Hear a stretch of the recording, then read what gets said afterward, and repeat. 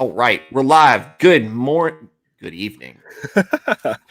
Happy Monday to everybody, because it's that kind of day. I have been working hard to get this stuff to work and to line things up for this week of big activities. And Eric is going to start us off with this week as he concludes the 12 tribes of Israel discussion that we started last month. Yes. Last month. And if you're new to this channel, my name's Stewart Davis. I run the channel, A Flawed Man of God. That's my premise. I am not a pastor. I'm not a biblical scholar. I have not been to seminary. I'm not trying to get you to join my congregation, and I am not trying to get you to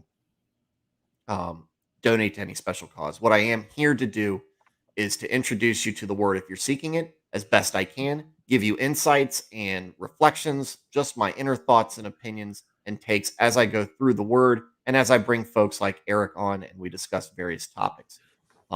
If you like what you're seeing, if you're interested in it, please like and subscribe to the channel. Share it with anybody you think you might be interested in.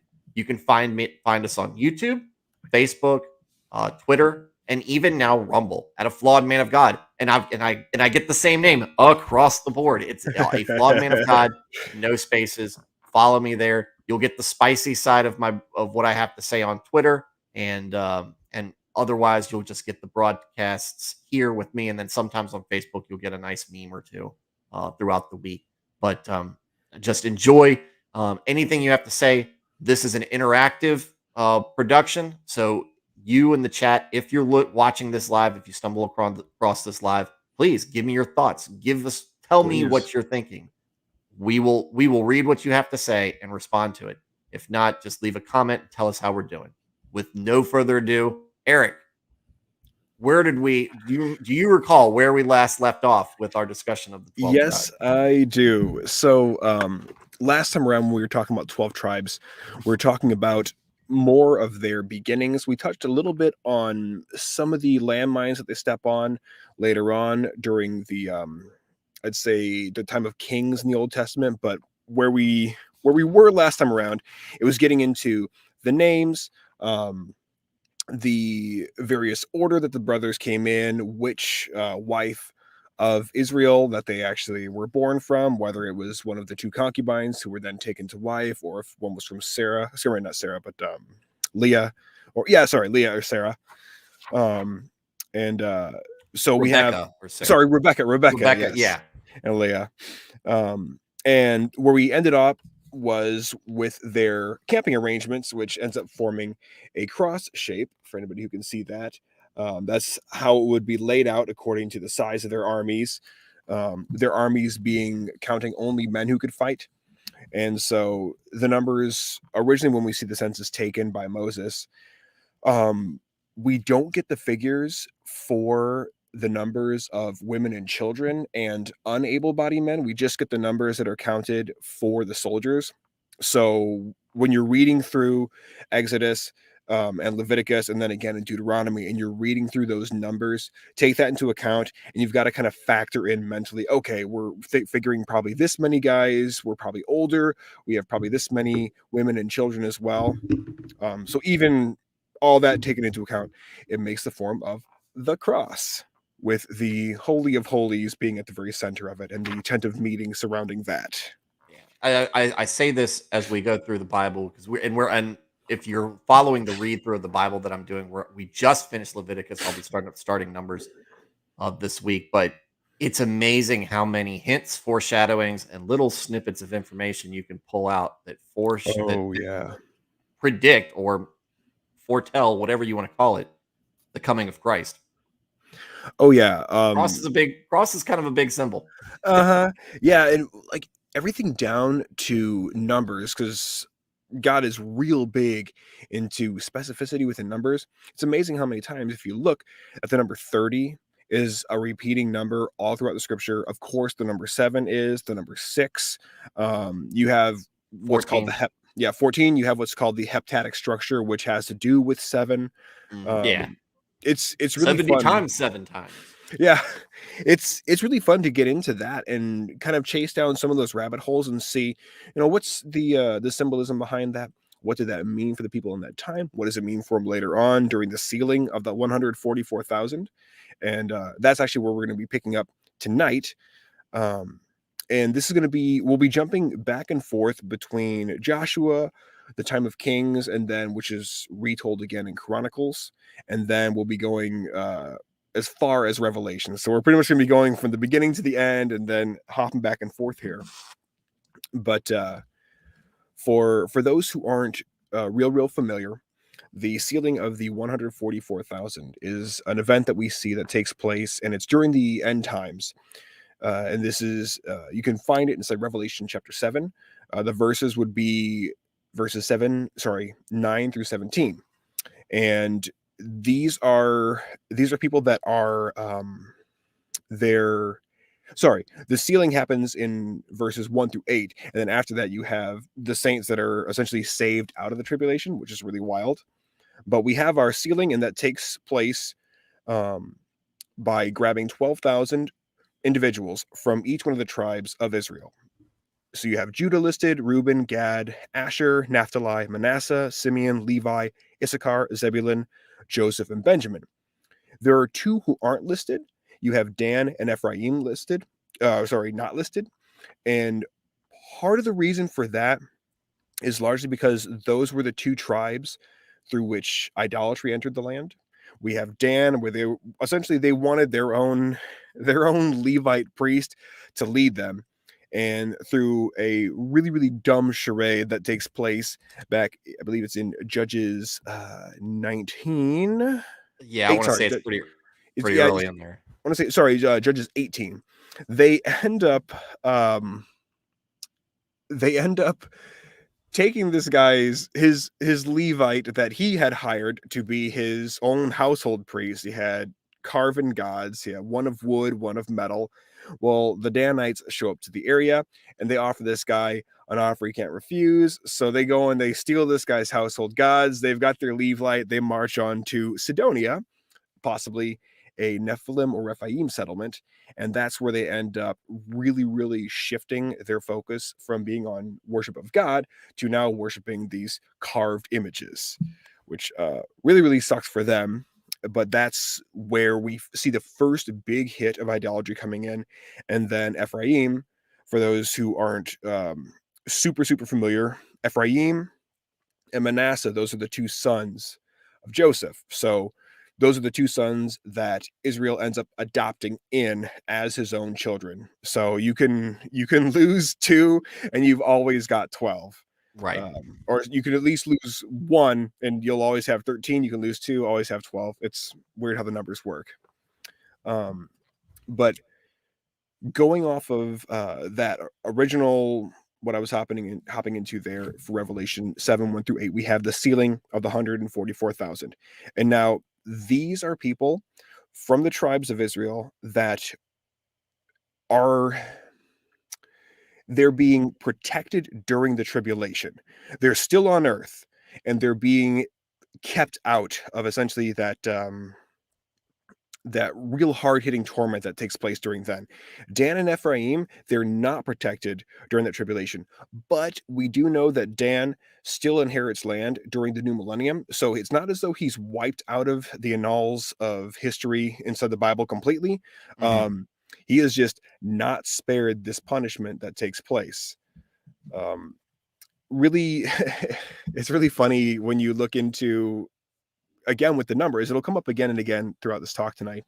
But if you look at the Jehovah's Witnesses, a lot of them believe, and their entire structure of their religion is built on the possibility of them being among the 144,000 to be saved through the tribulation. Right, which to me is always, and I don't know much about the Jehovah's Witness. They have shown up at my doorstep before, and it's just an awkward conversation once, because one of Yeah. the first things out of my mouth is, "Well, I'm a deacon at another church that's not the Jehovah's Witness." Oh, well, you want to talk some more about it? No, I just got home from church, just trying to relax. I'm in there with my undershirt on because I got home, took my button up shirt off, and I'm ready to relax, nap, do something. other than talk to somebody. And but I've never understood so much other than I got the impression is like there's only 144,000 slots left in heaven.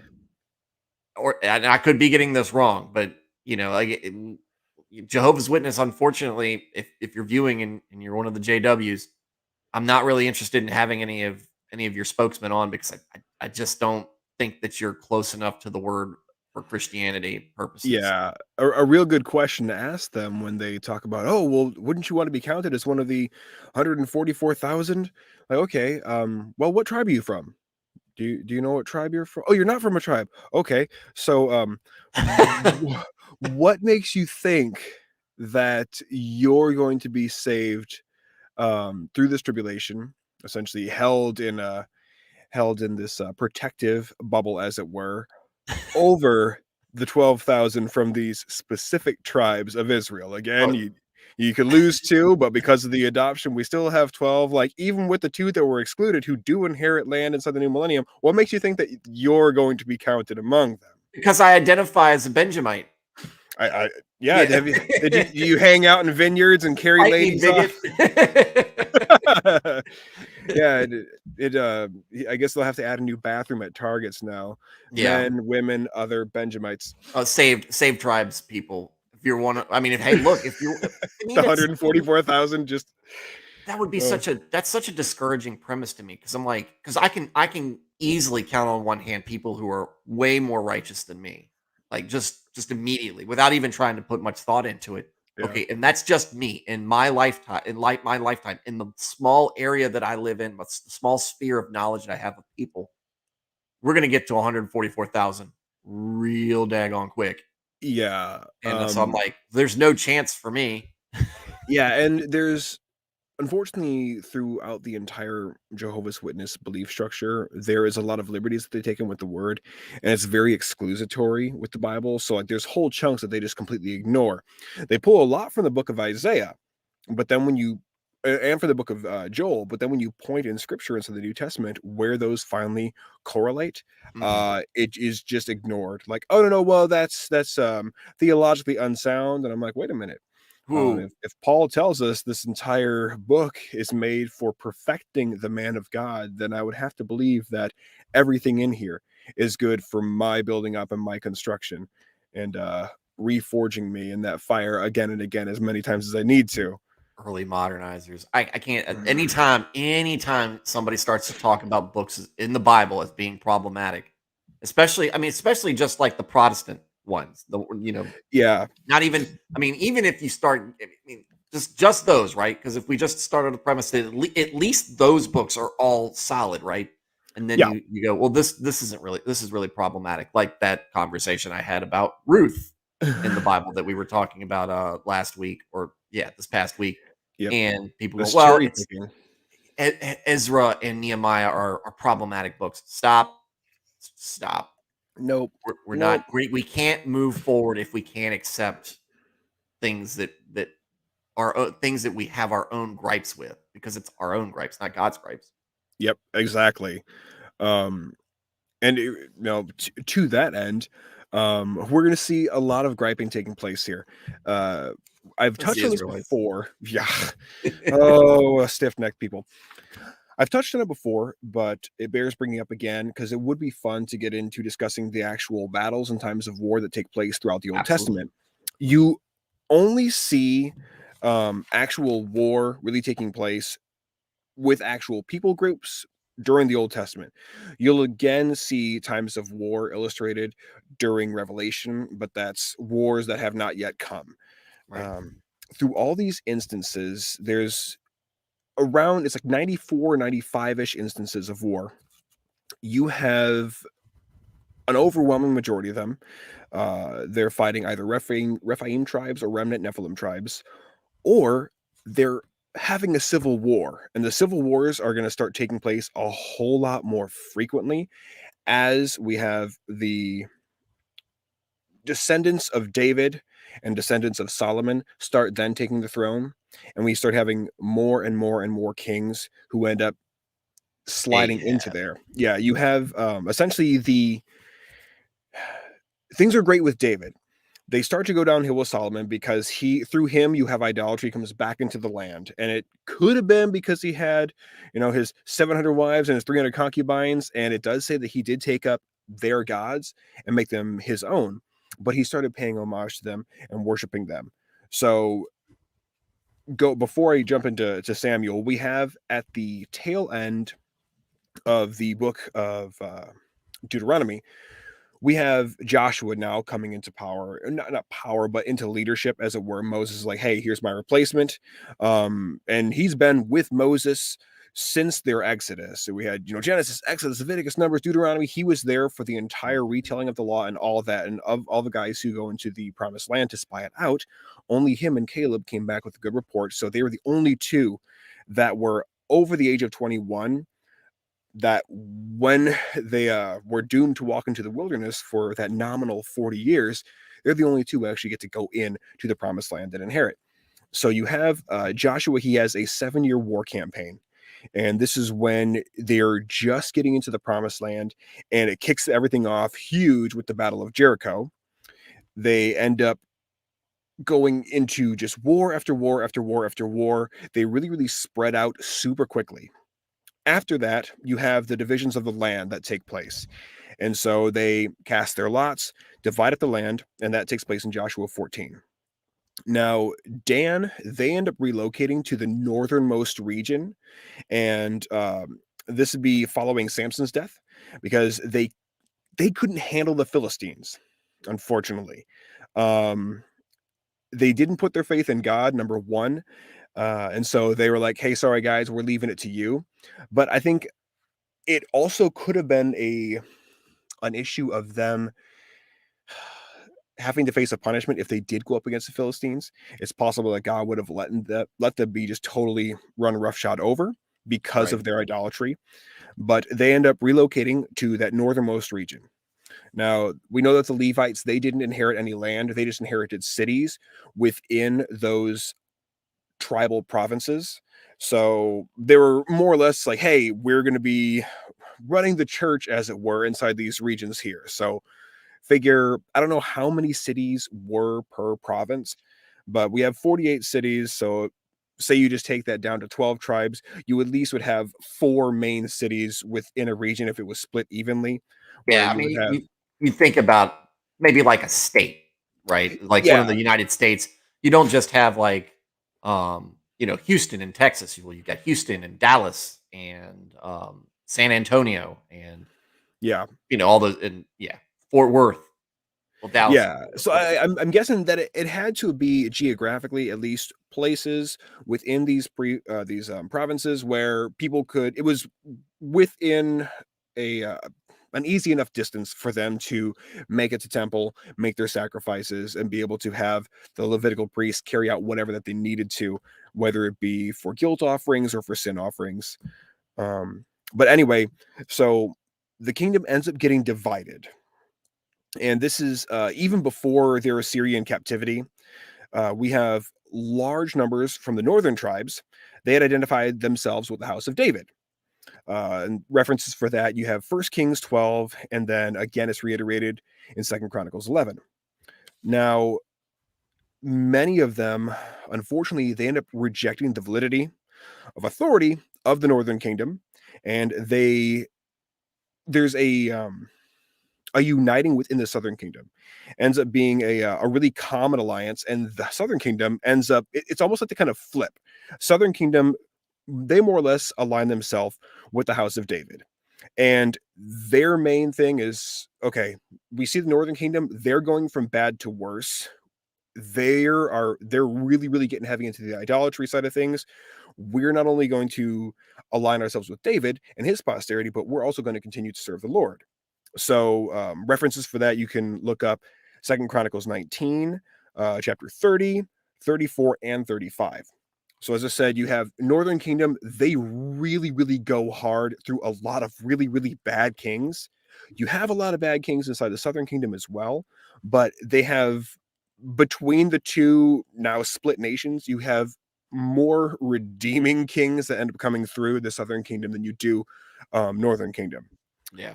So the part of part of one of the big things here is I mentioned that through Dan, you have the idolatry starts coming into the land. So Jeroboam, one of the kings who ends up leading Israel for a time, he sets up a rival religion to the worship of God. And this is where we see a second golden calf come into being. He sets up that calf, of all places, at Bethel, the house of God. Yeah.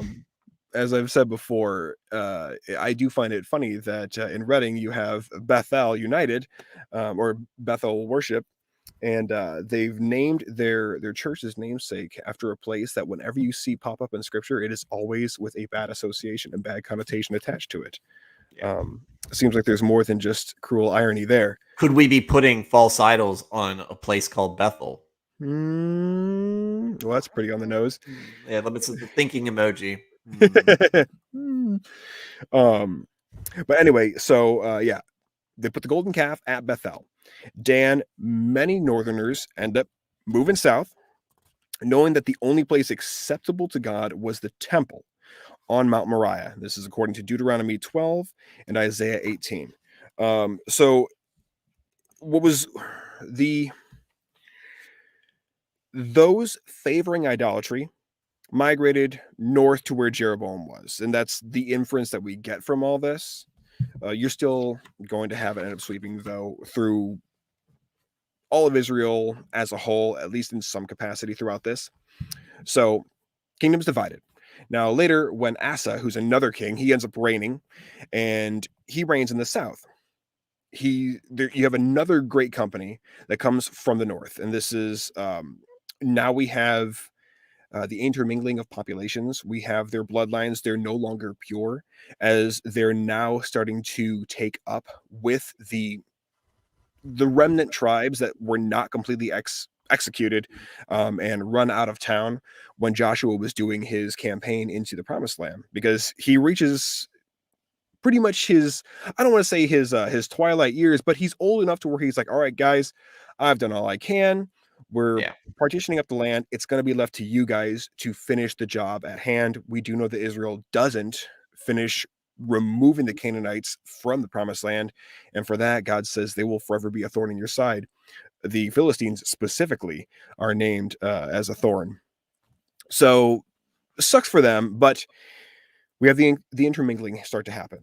Now, years after the deportation, because they end up being enslaved in Assyria, and we have this is years after the deportation by Assyria, King Hezekiah of Judah, he issues a call to all Israel, and that's to come and worship in Jerusalem and celebrate the Passover.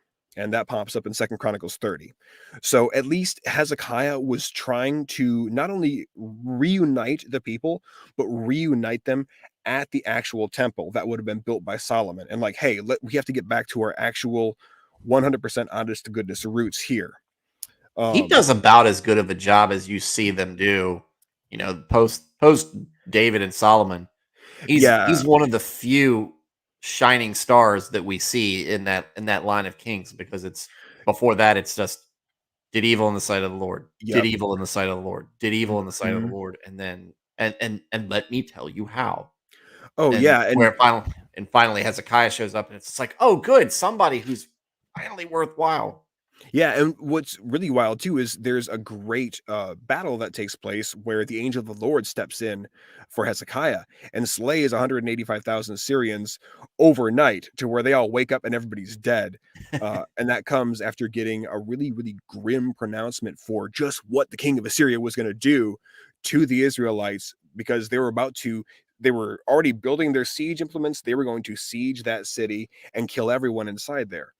And I want to say it's about 8, I think. If you look through the lineage of kings, which would be fun, like I'll go through and chart all the different kings, like when they reigned from, exactly the times. It's interesting to see, but I believe there's 8 main kings that are spoken of in good terms throughout Kings 1 and 2. Yeah, And it's not a lot. No, and it sucks because you see something like, I think like 30 kings come through there, and the overwhelming majority of them not only did what was evil in the sight of the Lord, but there's a couple of them that it said they did even more evil than anybody who come before them. And there's actually a point that Israel are spoken of as doing more evil than even the inhabitants of the land that came before them. And we're talking the Canaanites. Now, if we go back into Leviticus 18, where we see a huge laundry list of do's and do nots, and some of those are really, really heinous stuff, like getting into levels of incest, of child sacrifice, of worshiping false idols. And God says, do not do any of these things, for by all these things did the land become defiled and vomit out its inhabitants. Well, we see Israel, they literally descend to that level of depravity and degradation. And that's funny because we just, like I said, we just wrapped up with Leviticus. I'm looking for something on here Yeah, no for I'm problem. looking for a chart as a visual aid. But when we just finished up Leviticus, um again, it can be very dry, and it's very legalistic, but at the same time you pull out there are very important passages in Leviticus. But what I Oh, think yes. is good at the very end, after we've talked about all the rules that he set forth, God, like the parent, hey, if you do the right thing, this is going to be this is going to be blessing upon blessing for you. I mean, you are this is paradise. This is the promised land.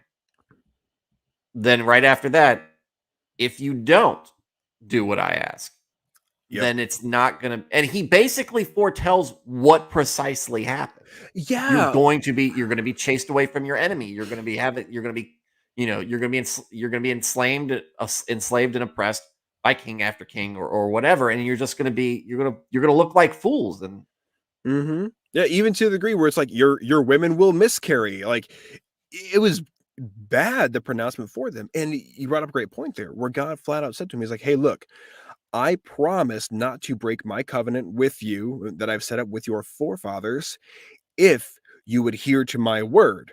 But he tells them, look, if you don't adhere to my word, I will let your enemies run roughshod over you. And that was what the whole book of Judges is about, because they're now having to endure punishment for not taking heed of the discipline that they had to endure while that whole exodus was going on, and them being punished by having to wander for 40 years. So uh judges, you see time and time again, they get taken captive, they're slaves for 8, 20, 40 years, and then God always raises up a judge who comes inside there and saves the day. And then as long as the judge is alive, Israel is prosperous and they're following God. As soon as that judge dies, though, they go right back to living it a is just an atrocious and pathetic life. And so God just continually allows them to just get taken captive again and again and again and again. You see the Philistines over and over throughout that whole thing. Um, and what I mentioned before was we have our dynasty of David. And by the grace of God, because of the promise that God gave to David, that one day I will make your enemies your footstool. And that was essentially spoken of Jesus Christ. And we know that David will eventually reign in the new millennium with Jesus. We get to see inside the southern kingdom, we have our one dynasty of David that carries all the way through the southern kingdom. But we see 20 different dynasties inside the northern kingdom. As, like I said before, they go from bad to worse. And what's really super interesting too is materialistically, they were really super well off, like very, very wealthy, lots and lots and lots of precious commodities and goods, but they were morally bankrupt, which I think it's really an indictment to a lot of the mega church preachers who materialistically they are so well off, but because they have let the theology that they espouse become corrupted and watered down because they're trying to appease masses that they know are not even bothering to try and walk the line or learn their Bible to a sufficient degree, they have also descended to that moral bankruptcy as well. While they we have. And this ties in with what we talked about the last time when we were talking about separation of church and state, oh yeah, oh yeah. getting the state out of church. It's really more of a get outside factors out of there, because we can get the Mhm. state out of church. But then in this case, when we talk about the tribes of Israel, when we talk about Israel and Judah, it's all about getting the evil out of Israel, and getting the idols, getting the demons that are being Oh yeah. worshipped to. And we look, and they can, and that's the thing, same thing. You can worship Baal, or you can be like Kenneth Copeland and worship money, and know that, and everything he said. I can tell you just enough about the Bible to get you on the line, hooked on that line, and then you'll just give me all the money you can. Right. Whatever you do, and then that's the line. When in the middle of COVID, whatever you do, don't stop tithing. Dude, it's like, man, it is so, it's so funny how that very quickly becomes the case with and I know that it is largely in reference to those big mega church corporations, but the real unfortunate thing is the people that go there as part of the congregation, they really only know enough of their Bible to get themselves into trouble, Right. but they don't know enough of it to be able to sit there and do kind of the live fact check during that Sunday sermon to be like, none of this is actually inside the word. Sweetheart, get your purse, get the kids, we're leaving. Yeah, we need to get up and go. And it's a tough map to navigate, because we're taught to have faith and that God will lead us where we need to be. But if you are at a spot and you are being spiritually poisoned by somebody, it's different. And Yep. look, we can look right at this map right here, and we can see, very true to what Eric says, the northern tribes, all bad. And Yep. even in Judah and Benjamin, we see a handful of good, mostly bad, but it's a good mixture there. There's More, like, was that 7? Yeah, there's like 7 good guys that we see there. yeah. Well, there's one in there. There's one in there that he didn't highlight in this thing for some reason. Jehoshaphat, and then Manasseh So was yeah, 8 bad, but then. he repented at the end. So I mean, we'll say 8.5. Sure, 8 nominally. That is, and these are, and I guarantee you that there's plenty of good folks in Israel going on. I mean, we all know it. There's good folks in Yep. there. This isn't Sodom and Gomorrah. This isn't a completely morally corrupt. But even when you're good and you have people who are neutral and just want to follow somebody, we are naturally based in wanting to follow somebody. We want to follow God, but if God's not right there directly in front of us, that's why we have priests and preachers and our spiritual guidances. And when you Oh have a yeah. king anointed and supposed to be acting on behalf of God, like big priests and big pastors, then you can see how this quickly snowballs into a place where when you even at your best, you're still 8.5 out of all these these leaders are good. Meanwhile, Yeah. your neighbors too are just even worse. Yeah, and like it's interesting because you had the golden calf get set up into the southern kingdom, but then when they realized, oh no, the southern kingdom, they're still beholden to Jehovah, and they're devoted to the line of David. That's when you see that migration going up. So it's like, okay, all the reprobates, we're going up north, and we'll leave those God worshippers down south, which ends up working out better for the southern kingdom. Because thankfully, as you said, and as we can see on the chart here, that's the only kingdom where you actually have some good, righteous men show up. Because you have first, like I mentioned, Hezekiah, he makes this grand call to Israel. Hey, come, let's worship in Jerusalem. Let's do this right by the book. You have 80 years later, King Josiah of Judah, he also issues that same call.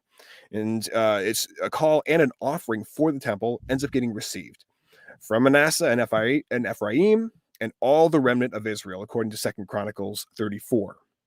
The southern kingdom had eventually they had the representation of all 12 tribes in the south, and that's where you see this hey, let's gather together to worship the Lord. And not only are we going to worship God, but we're going to take up a collection for the temple. So they do end up getting all the tribes represented. We don't see any tribe completely killed off, which is, by the grace of God, it's the only way that happens. But God, he ends up addressing all 12 tribes in the south. It says, "Speak unto Rehoboam, the son of Solomon, king of Judah, and to all Israel in Judah and Benjamin." And that's according to 2 Chronicles 11. And at this point, you have Judah and Benjamin. Those are both part of the southern kingdom, specifically. And as kind of an aside here, a lot of my notes, they come from a fantastic study that Chuck Missler did, and then some of my own musings as well. But Chuck was cool to point this out, and it's good to have this just in the back of your mind as we go forward, because the tribe of Judah is sometimes used idiomatically for just the southern kingdom as kind of a blanket term. Yeah. So when we see that pop up, sometimes you really have to read the context inside there, go 10 verses before, 10 after, to make sure, is he talking just about specifically just Judah's tribe, or are we talking about all of the southern kingdom in effect here? References for that, if you guys want to hunt these down, would be 2 Kings 17 and 1 Kings 11. And it's not an uncommon thing to see. When encountering tribal destinations, it is important to distinguish between the territories allocated to the tribes as well as the people themselves, because that's where we can end up lumping in the goose with the gander sometimes, and end up making mistakes. But so now we'll jump to the northern kingdom, and so we already have idolatry going on there. We already have just every bad thing taking place. So now this is where you're going to see a lot more of the ugly side come out of Israel. And this is, I believe, a huge reason for why we don't see Dan being, having the torment, as it were, staved off during that sealing of the 144,000, as well as Ephraim. So this would be taking place. This is when the northern kingdom, they eventually fall. And this would be about 724 BC. We have Shalmaneser V. He besieges Samaria for 3 years. We have King Hoshea of Israel attempts to revolt against paying the Assyrians their annual tribute of money. It was a treaty that they had with Pharaoh of Egypt, and it did not help. And so they were trying to get away with he tries to revolt against not paying back them and Samaria. Jeroboam's capital ends up falling in 722 BC, and that's in 2 Kings chapter 18. So from there we go 721 BC. We have Sargon II. He seizes power. The Assyrians, they pull down the towers, which were the tower, I guess. If we look at like Ezra and Nehemiah, who are rebuilding the wall, we see them having to rebuild up the towers again. And this would be for the watchers to be able to keep an eye on the land. Well, the Assyrians, they pull those down. They pull down kind of, I don't want to say Israel's first line of defense, but it would be their first line of defense in seeing the approaching enemies. So they end up doing grand mal destruction on a huge scale on a lot of the buildings and just the region as a whole. It doesn't say that they salted the fields, but they very well could have. Well, I mean, and it wouldn't be past God to allow that to happen. I will spit. I will throw. The land will throw you up, and without righteousness, without God being, if you, God can be like, okay, well, you've rejected me for all of the years since Solomon, so I'm going to step back and I will be removed from this. And then again, it's not going to be a great and habitable place if God isn't bestowing his blessings upon it. Oh yeah, and so often when he does step back and say, "Okay, punishment time," it isn't until they're all crying out to God and they're making their sacrifices and their tributes to God on spec, as laid out for them in the Levitical laws, that he finally goes, "Okay, I will relent. Let's take care of business." And it happens Let's by bust out way, the sackcloth and right? Yeah. Humble you're ready to humble yourselves for your Lord and Savior. He's like, everybody will be in sackcloth. I'm the king. I'm going to be in sackcloth. Everybody's going to be in sackcloth. And you get a All sackcloth, and you who's get that a over there? sackcloth. Throw him out. He's cut off from his people. Put some ashes on his head. But inside this whole Assyrian raid that takes place at Sargon II's behest, they take 27,290 captives, and they place an Assyrian ruler over the city, and they loot it. And this would have been this is really super interesting here, because the Assyrians, they were, in order to try and break down family lines and tribal associations, what they would do is they would mix their conquered people together. They would intermingle them. Essentially, they would breed out the family lines of them. And this is where we get the offspring of Samaria as the Samaritans, sort of like a half Jew, if you will. And you can look up in John 4, the woman at the well, who's the Samaritan woman whom Jesus ends up more or less reading her mail.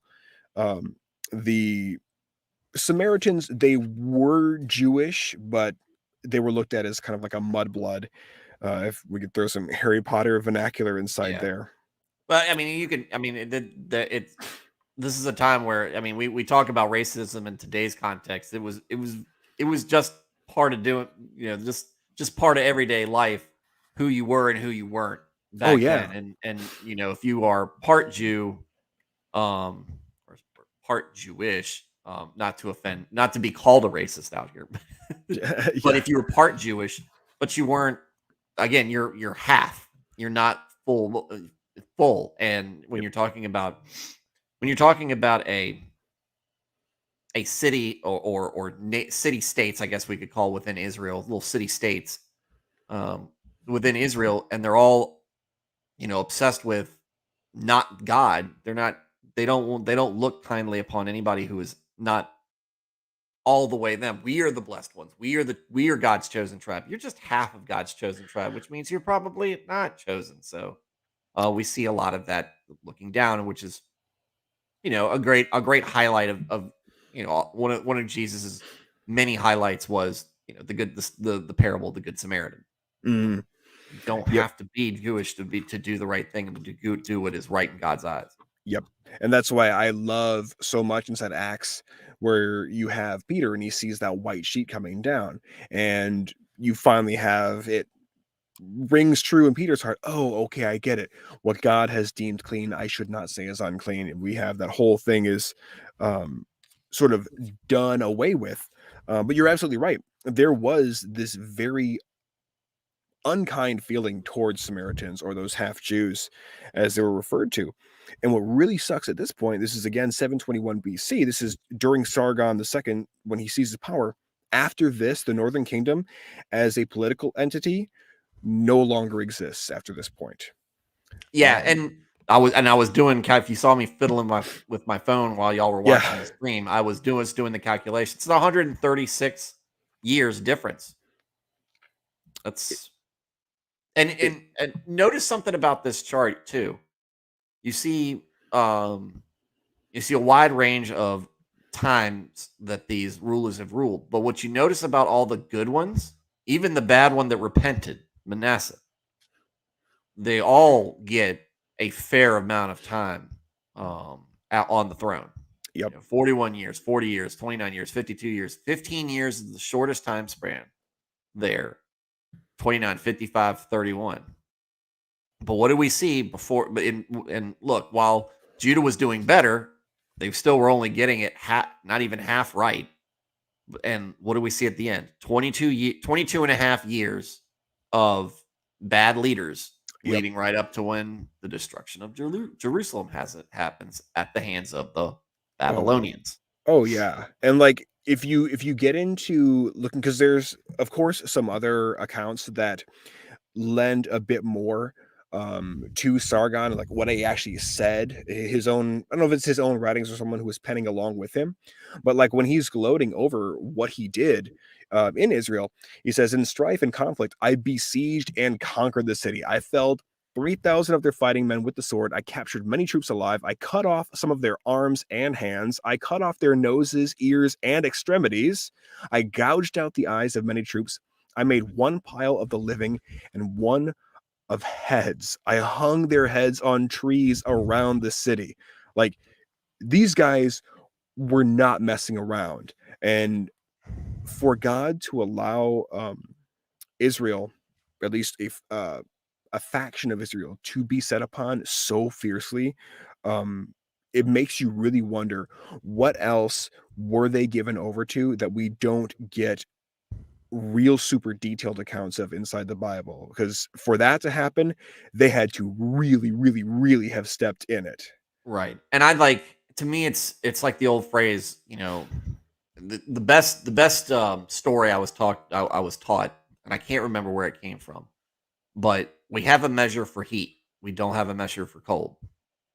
The cold is how varying degrees of lack of heat. Mhm. So we measure that. That's how we don't measure how far away how we don't measure how far into darkness you are. It's how far away from God you are. Yep. That's how we measure that. And I think that's kind of a clue in how we look at not just Israel in this time, but today and what we deal with today. But it's much better is illustrated with these tribes in Israel, where you can say all that stuff that Sargon did was disgusting, but it was stuff that he did. He chose to do it. He wanted to do it. It was his desire to do it. He brags about it and everything. Mhm. This is God not doing this. This is God removing himself from protecting the Israelites in this case, to be like, you have rejected me, you have not listened to me, and you can just get into literally open a book open a page in any of Kings or Chronicles Oh, and yeah. just put a finger down, and you will Yep. probably see somewhere where either they are doing the wrong thing or God is saying, I'm warning you, I don't like this. You can read it and you're like, man, they're really not nice guys. And then finally God says, okay.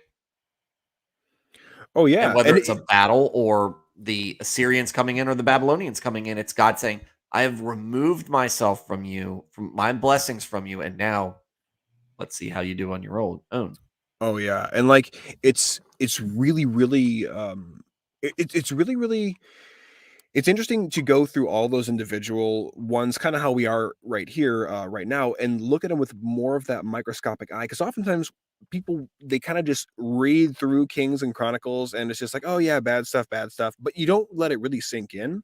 Because there was even a time where David, he got out of hand, and he decides, "Look, I want to have a census taken right now."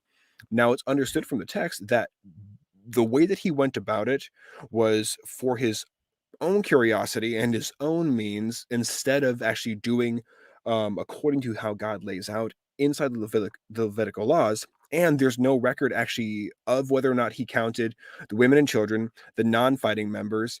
And it seems to imply that nobody actually brought their, not their, I keep want to say token. It's not token. No one brought their offering with them for the temple, as was required by law if you're going to take a census. And for that, he gets offered three things. Okay, well, you can have 3 years of famine, you can have 3 months of being totally ruled over by your enemies, or you can have 3 days of my angel going bananas and turning your entire place inside out. No, not that. Yeah, Anything so but that. yeah, and so David, of course, leaning on the mercy of God, he's like, "Well, I know God's a merciful God. Like, don't let me fall into my enemy's hands. And of course, we don't need 3 years of famine. Yes, give me those 3 terrible days." And 70,000 people. That angel of the Lord comes down and wipes out 70,000 people. Probably S- walking around in the trench coat, all goth like, just walk. yeah, looking like Neo. Just the night before, I could see God like, "What you need? Guns, lots of Lots guns." of guns. But so yeah, even David was not above having to be reproached by God. Thankfully he rights his step, and even though he's not allowed to build the temple for God, he is allowed to get all the implements together that they're going to need for it. It's a shame that you have Solomon's progeny ends up going so far off the rails, Yeah, because yeah. when we end up getting to the Babylonian takeover, and that takes place, we're kind of jumping back a year now, but that's in 722 BC. Now this is when the Northern Kingdom goes into captivity. Like I touched on before, we do have all 12 tribes represented in the South. Enough people who said, this idolatry, not for me. I need to leave this. Enough of them did migrate down to the southern kingdom, nominally Judah, as it were, or the kingdom of David. So thankfully, we still have all of our tribes at least intact in some capacity. Right. Now, this is jumping ahead almost 200 years to 586 BC. This is when the Babylonians, they took the southern kingdom of Israel into captivity as well. We have members of all 12 of the tribes still involved. And there's speculation on this, but a lot of scholars, they do believe that when the Babylonians took over Assyria, that the descendants of the captives from the north were probably commingled again with captives of Judah. Oh, yeah. I mean, that's logical. That's Yeah, logical. there's no real reason why the case wouldn't be, but at least in a sense, it'd be like, hey, maybe we're rehooking back up with actual historical lines here. I'm sure that the Babylonians, much like the Assyrians, would be like, hey, let's try and break down family lines further and further if we can. But by the grace of God, they don't break them down far enough. So jumping real quick to Isaiah, we have Isaiah. He's prophesying to Judah inside Isaiah 48. And he refers to them as the house of Jacob, who are called by the name of Israel, and who come from the waters of Judah. So again, just to touch briefly on it, we have Jew, Israel, Israelite, house of Judah, house of Jacob, all end up being synonyms at this point for Israel as a whole. And you can look to 2 Chronicles 11 for that. That's and that'll be before the death of Rehoboam. So after Babylonian captivity, we see Jew and Israelite used interchangeably. Ezra, he uses the terms interchangeably. Nehemiah does. Malachi does. It throws out all the nonsense of the supposed lost 10 tribes because it's just a complete and utter crock of nonsense. But back to now, kind of going through briefly there what takes place inside the northern kingdom and southern kingdom, because we have Isaiah prophesying, and then Daniel gets to read the prophecies of the old prophets, and he recognizes, oh wow, so yes, Israel's in captivity, but we see after 70 years here, God not only will release them from their captivity, but he's going to call them back.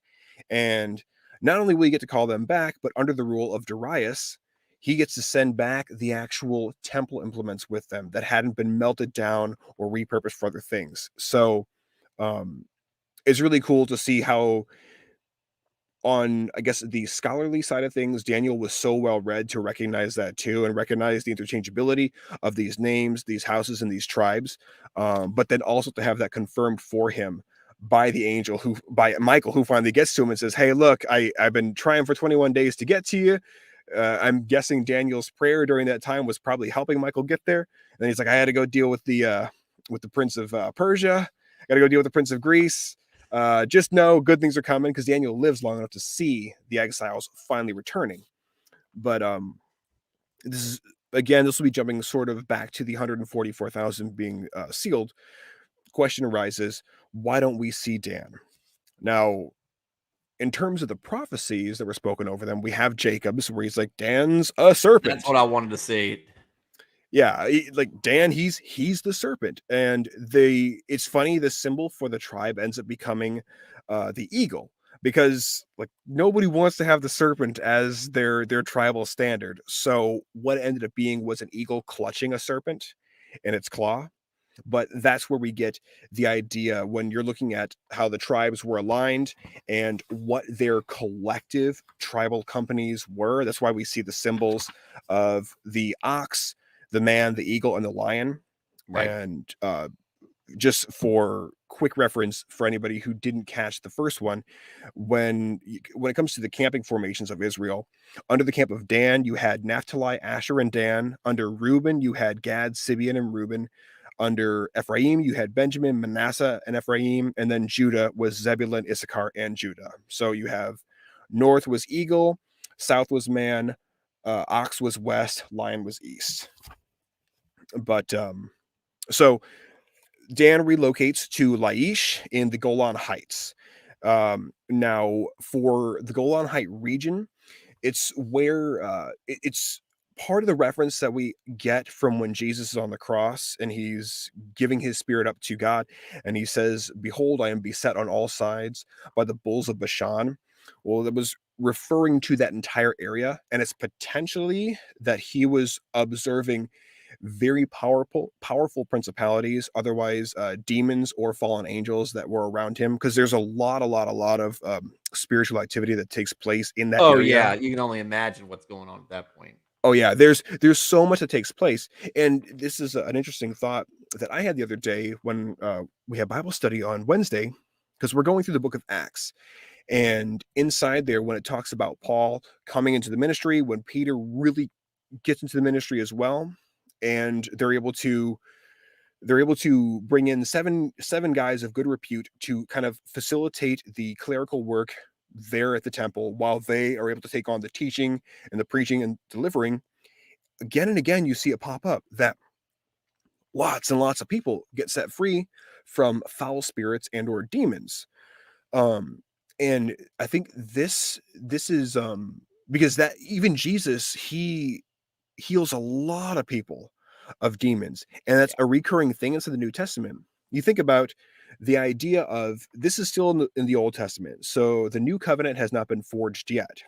The new covenant makes it so that no longer are we having to go to the temple, but our bodies become the temple that the Holy Spirit resides in, the Shekinah glory Right. resides in.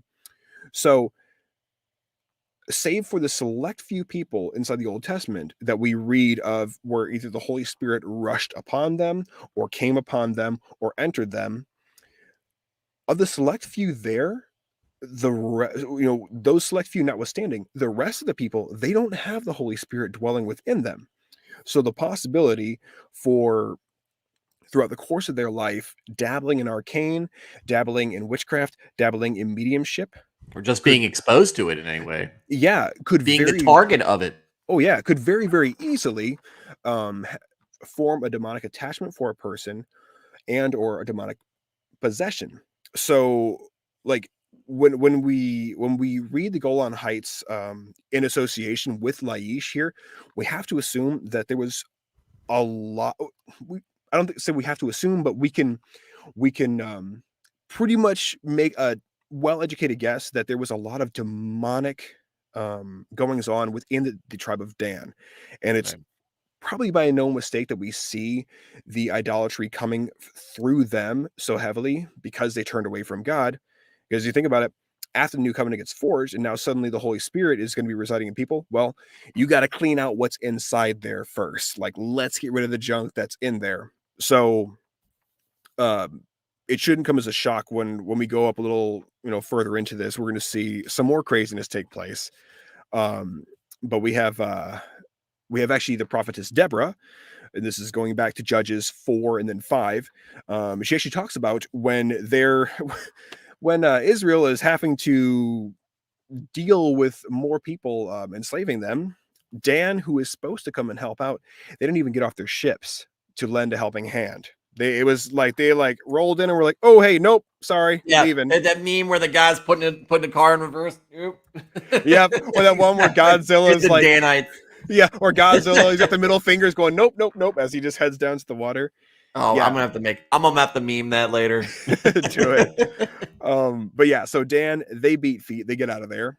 They don't help Israel fight against Jabin, king of Canaan and Syria, or Sisera, sorry, his commander, and that's where we get Yael pounding that tent peg through Sisera's head inside the tent. He asks for a drink of water, she gives him more milk, Oh like, yeah. just rubs all that in there. We see the iron chariots coming in. Go to sleep. And I just thought about this because where was I talking about this? Oh, it was in Leviticus. They're putting down the law. What's the first punishment that really comes out in Leviticus? Death. Um, the son of an Egyptian and a Danite gets in an altercation, takes the Lord's name in vain, curses the name of the Lord, or in some way gets sideways with God's name, and he's the first one they go and they go, look, here we go, and he goes, stone him, and it's a Danite.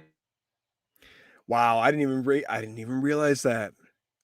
You're right. I was just thinking about that. It's like the first recorded case Mhm. of, and I'm sure. Well, I mean, you've got Aaron's two sons getting Yeah, themselves obliterated, but that's different. We're talking about unqualified like fire. among the people, the first thing that Infraction. they say is this happens. Okay, so now we've got these rules set out, and so we're going to bring them to you. It's like, okay, this is what happened, and he goes, got to make this. This is why the Lord's name is sacred, because if you take it lightly, you're going to get stoned. And it was, like Oh, I said, yeah. it's interesting enough that it's a Danite, and you go, because That is so you can start interesting. backtracking all that all the way back to Jacob at the end of his life, Oh, yeah. talking about the serpent. Because Which you I'm glad have you went back and did that. yeah, yeah, well, because it helps as a refresher for myself as well, because some of those trigger phrases is like, "Oh, yeah, there we go." Um, but it's interesting, inside the first 8 chapters of Chronicles, we have a detailed genealogy of the tribes. Dan is excluded from the genealogies there, and that'd be, First Chronicles. And as we touched on already, Revelation 7, we see them not sealed or protected during what biblical scholars will call the Great Tribulation, just the tribulation. We know that Dan is heavily associated with idolatry, according to Leviticus 24, Judges 18. They were the leader in apostasy under Jeroboam, and that's from 1 Kings 12. Jeroboam is the one who rebels against his brother Rehoboam, and we have Dan also being one of the sites for one of the golden calves. Um, Dan leads Israel into apostasy 100 years later in 2 Kings 10, and is described as the voice of calamity by Jeremiah in Jeremiah 4:14. And it's the Hebrew word for calamity there, and then also by Amos in Amos 8:14. And they're actually cursed. Jeremiah speaks of the curse being on them in Jeremiah 8.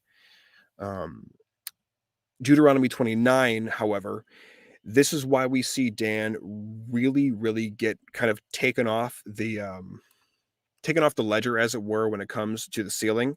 And it's because of Deuteronomy 29:18 through 21, which was supposed to be the retelling of the law again. And actually, fun fact, every king who took essentially the office of king, they were to pen for themselves an entire copy of the book of Deuteronomy to have with them as their personal reminder of the law that God had.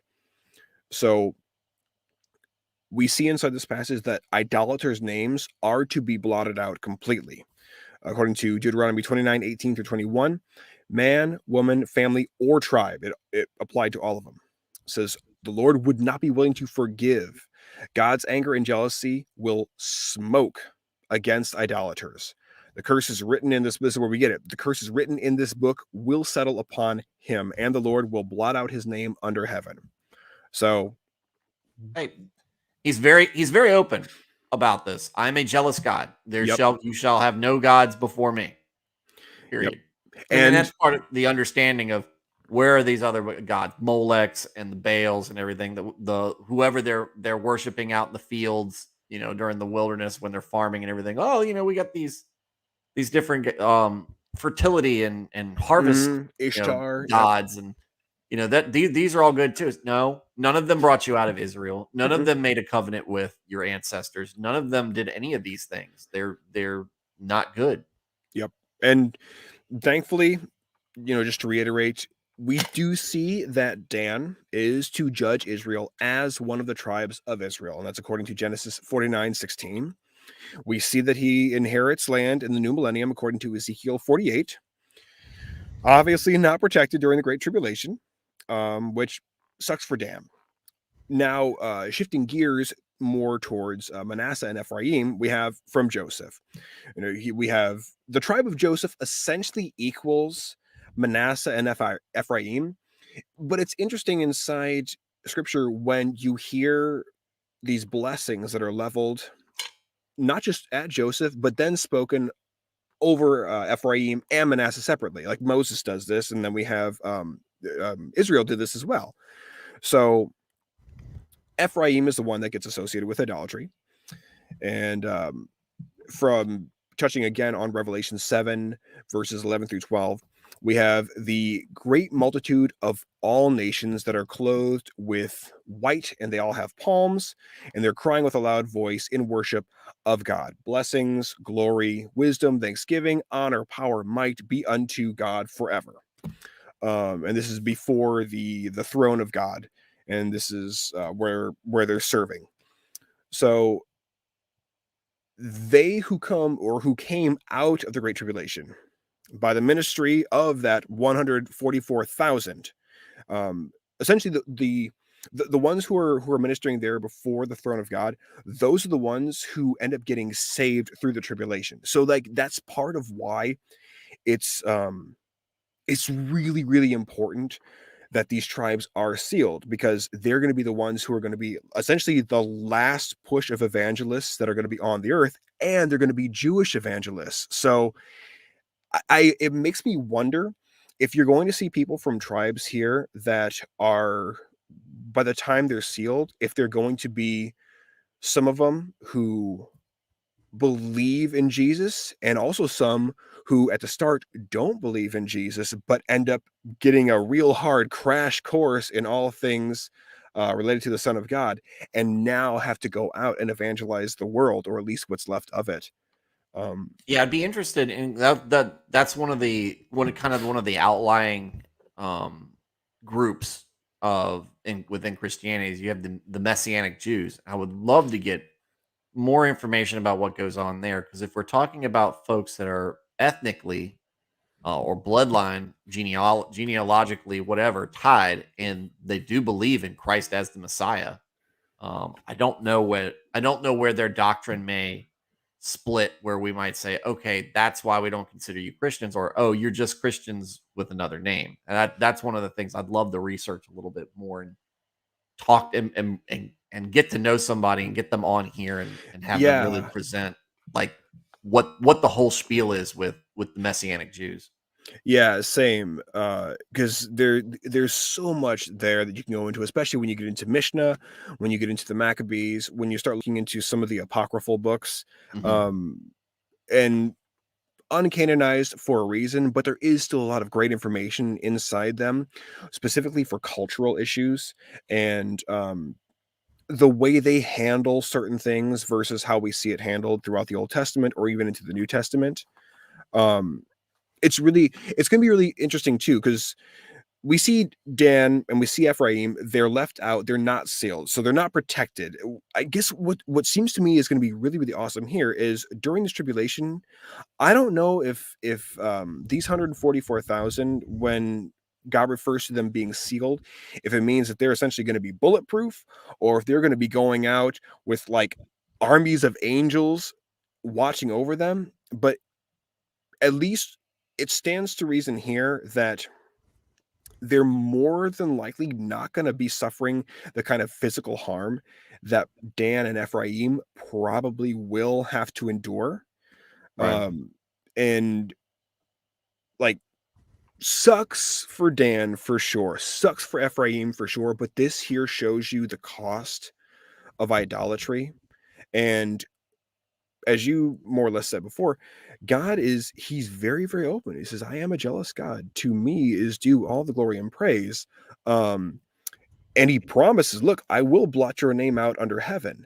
It and it's not as though any length of time will suffice to lessen the sting of whatever wound his heart had to endure at these two tribes' behest, because they did the crime, and God's like, look, I'm still going to remember, and you're still going to have to deal with this. So while the other tribes are totally sealed, and we see the Holy Spirit, the Bible talks about the Holy Spirit essentially being taken off the earth. It's a yes and no. It's taken off in the sense of the vessels, us as the vessels, leave um the earth, because you have the harpazo, and then you have the sealing of these 144,000. So God's spirit, the indwelling spirit, no longer. However, the Holy Spirit, he is very active throughout the entire tribulation. Um, and he's active in those 144,000, which is really cool. So that more or less takes us through for the first session that we had, just detailing the tribes, what was spoken over them, about them, and then what their prophecies were through both Jacob, Israel, and then through Moses. So there's some interesting, this would be the last little comparison thing here. And these are fun because this actually comes by way of Chuck. He put this together, Chuck Missler. And this is between the 24 elders who are ministering inside the temple before the throne of God. And then you have the Tribulation Saints. So the contrast, the Tribulation Saints, they're not crowned. They're the ones with the palms in their hands. They're saved out of the tribulation. They're standing before the throne of God. They serve him day and night. And John doesn't recognize them. So they're more than likely, the Tribulation Saints will not be from the tribes of Israel, because John otherwise should recognize them. So these would be the ones that are saved by the 144,000. And then we have the 24 elders who are crowned. They have harps that they're playing. They're kept out of the tribulation. They sit on thrones, according to Revelation 1, and they reign as kings and priests, according to Revelation 1:6. So there's been, as I'm sure you've probably heard, a lot of talk as to who are these 24 elders going to be. And some people have said, oh yeah, I have it on, good spiritual authority that Billy Graham's going to be one of them. And I don't know. Yeah. If I had to hazard a guess, just going off of the structure of 12 that we've seen inside the Bible, I would venture that 12 of them will be 12 tribes of Israel minus Dan and minus Ephraim. And I have a hunch. I have no way of qualifying this, but this is just my own thoughts here. I would be willing to bet that the other 12 will be the 12 original disciples, excluding Judas, now either with Matthias or Paul. Yeah. So that I have a hunch that is how it's going to be. I could be completely wrong there. Yeah, I mean, and look, and I still don't think, probably, even if we go on a different path on that Billy Graham fits into that picture.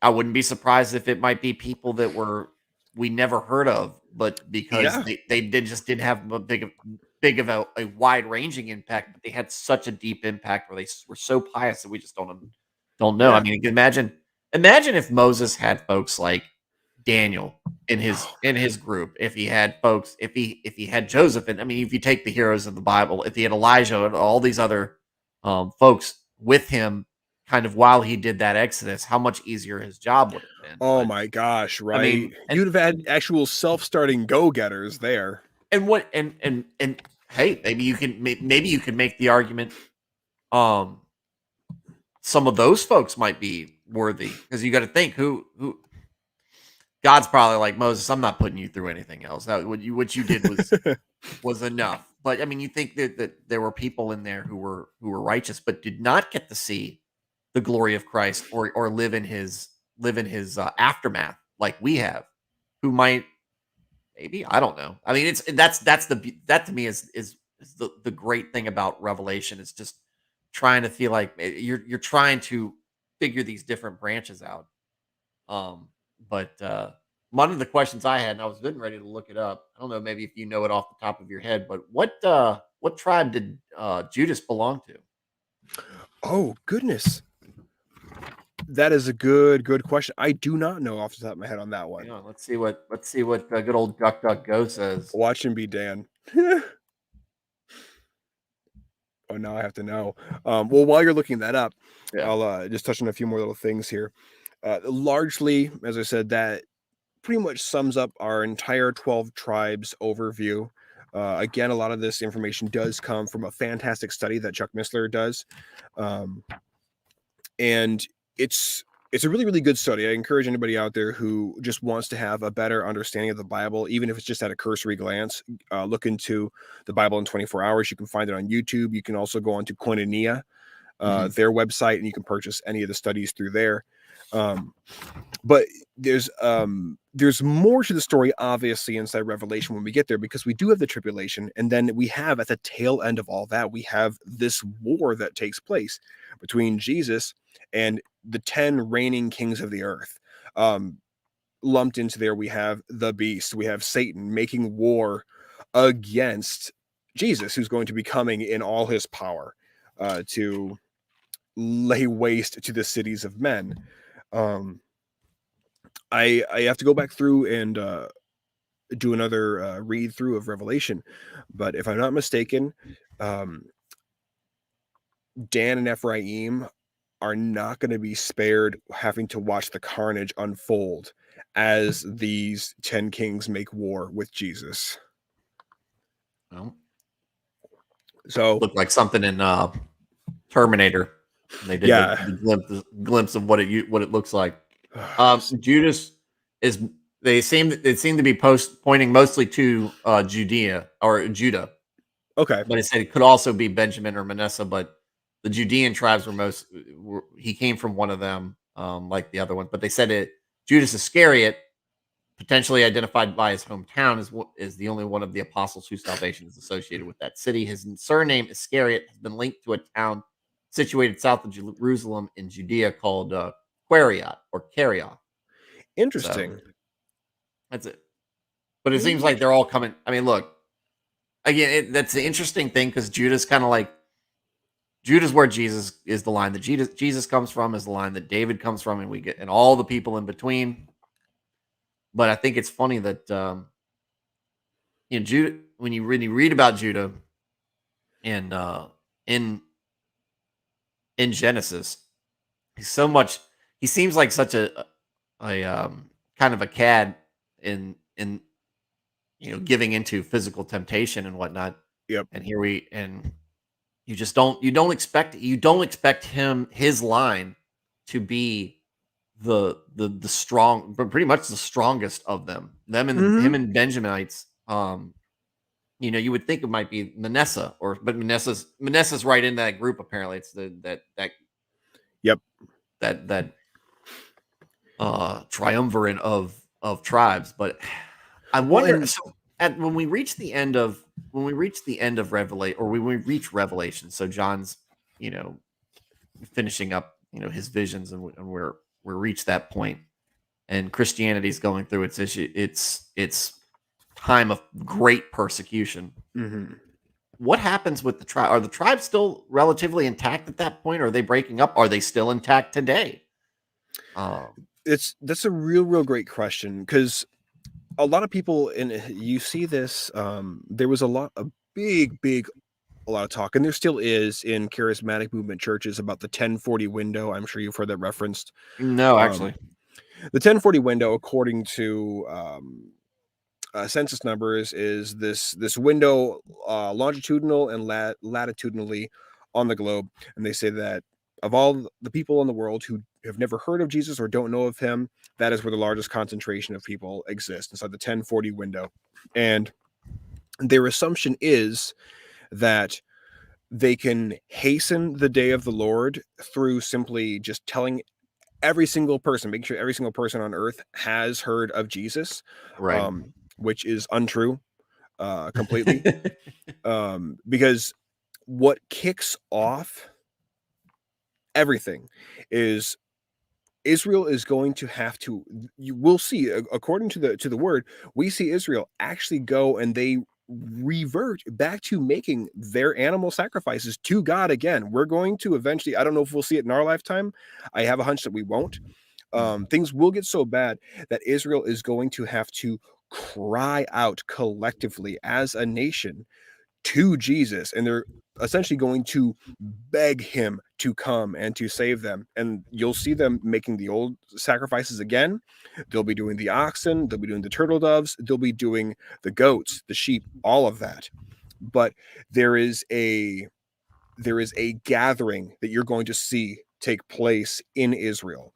And there's several things that have to happen before the end game kicks off. You've heard of the Abomination of Desolation, which is essentially doing the most heinous possible thing that you can in the holiest place possible.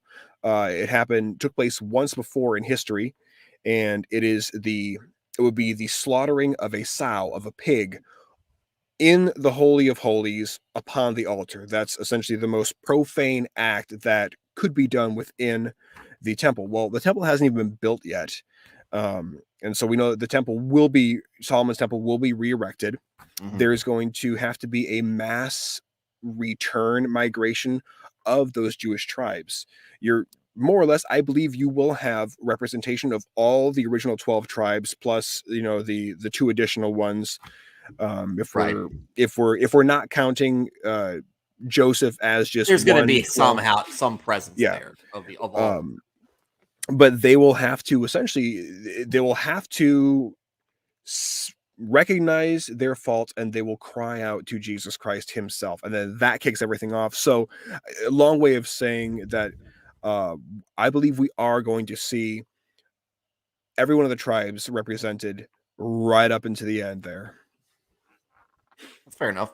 I mean, I think that I think if you study, the faith within Israel, you'll see that they're kind of priming themselves up for that, because even as long ago as 20, 30 years ago, um, most of the Israelites, or I'm sorry, the Israelis, as we call them, as they call themselves now, the Israelis, I think like 70% of them, 60% of them aren't practicing Jews. It's just I'm an Israeli. I live in Israel. I am Jewish by ethnicity, and that's my identity. And yeah, I might show up sometimes to temple or whatnot. And I mean, then you've got like the super zealous, priests that go out there, and I always kind of wonder, is like, what's the deal with them? Because they're always like, because all the hostilities between them and Palestine Yep. and the Assyrians and Jordanians and all that strife, they're going out there and be like, well, this is historically our land, so we're going to have to just bulldoze this.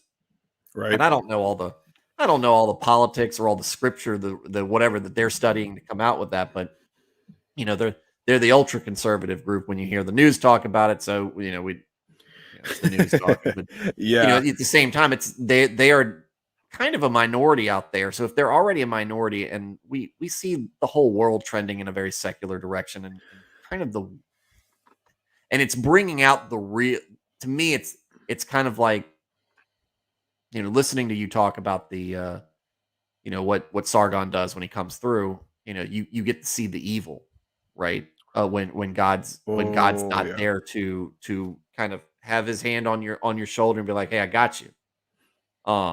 When we start removing God out of the school systems, when we start moving God out of the majority of people's lives, you get to really see how weird the world is, without how Oh, yeah. lost we get. How we're not grounded people. We're flighty. We are, you know, slaves to all sorts of different, just worldly things, and Mhm. some of them, that's not a good thing. We see a rise in mental illness, and a Oh my proclivity to do goodness. things that are not healthy for us. It's Oh, yeah, To me, well, it's and that seems to me, if you look at biblically, that seems to be, at least the way I'm viewing it, a judgment on a region when you see the oversexed nature of people being put kind of at the forefront. Like, for whatever reason, right now, over the last 6 years, you have seen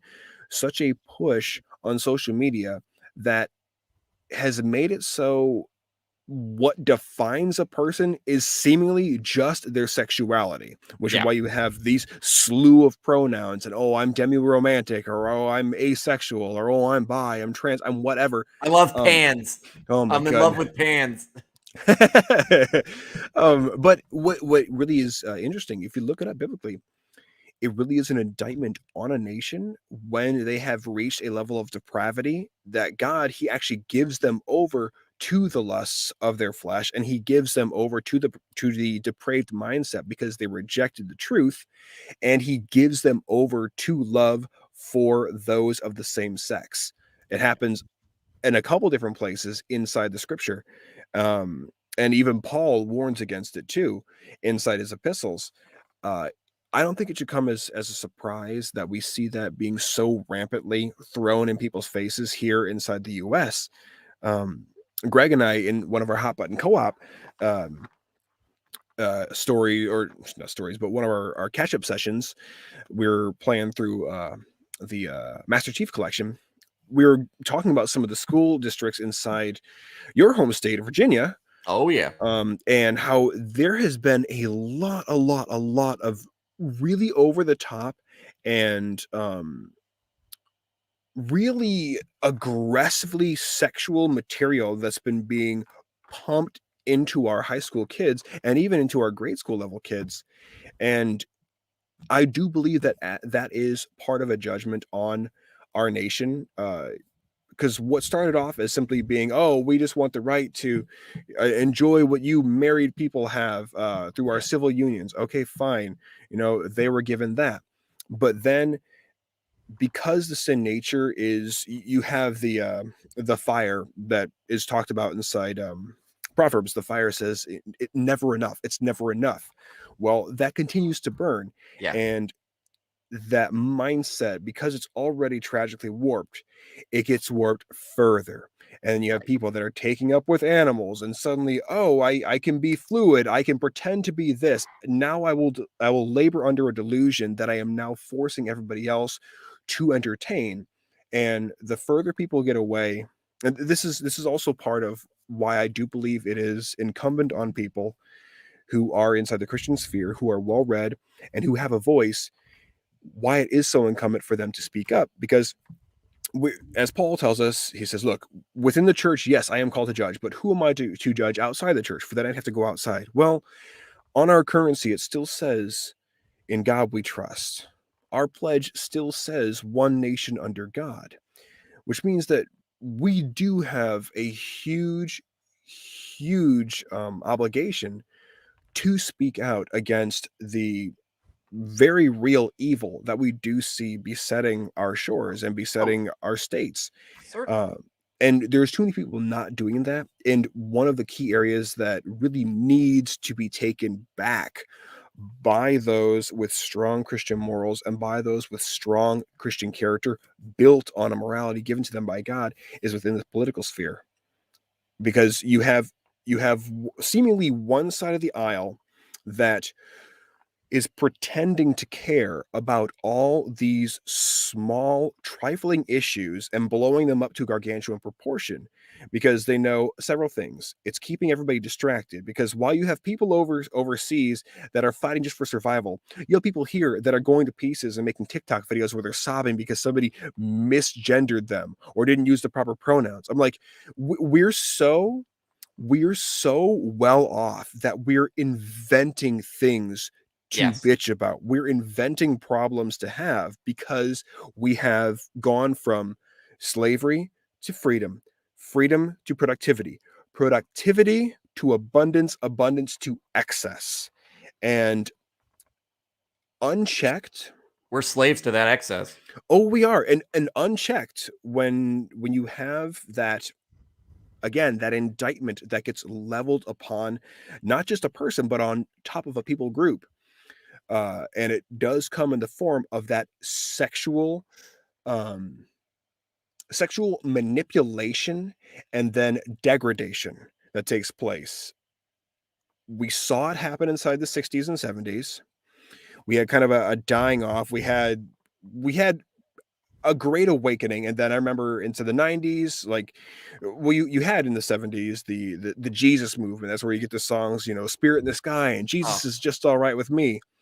In the 90s, I remember seeing the church game really, really strongly, but then they started drifting into a lot of Eastern practices, and they started doing this name it and claim it kind of a thing.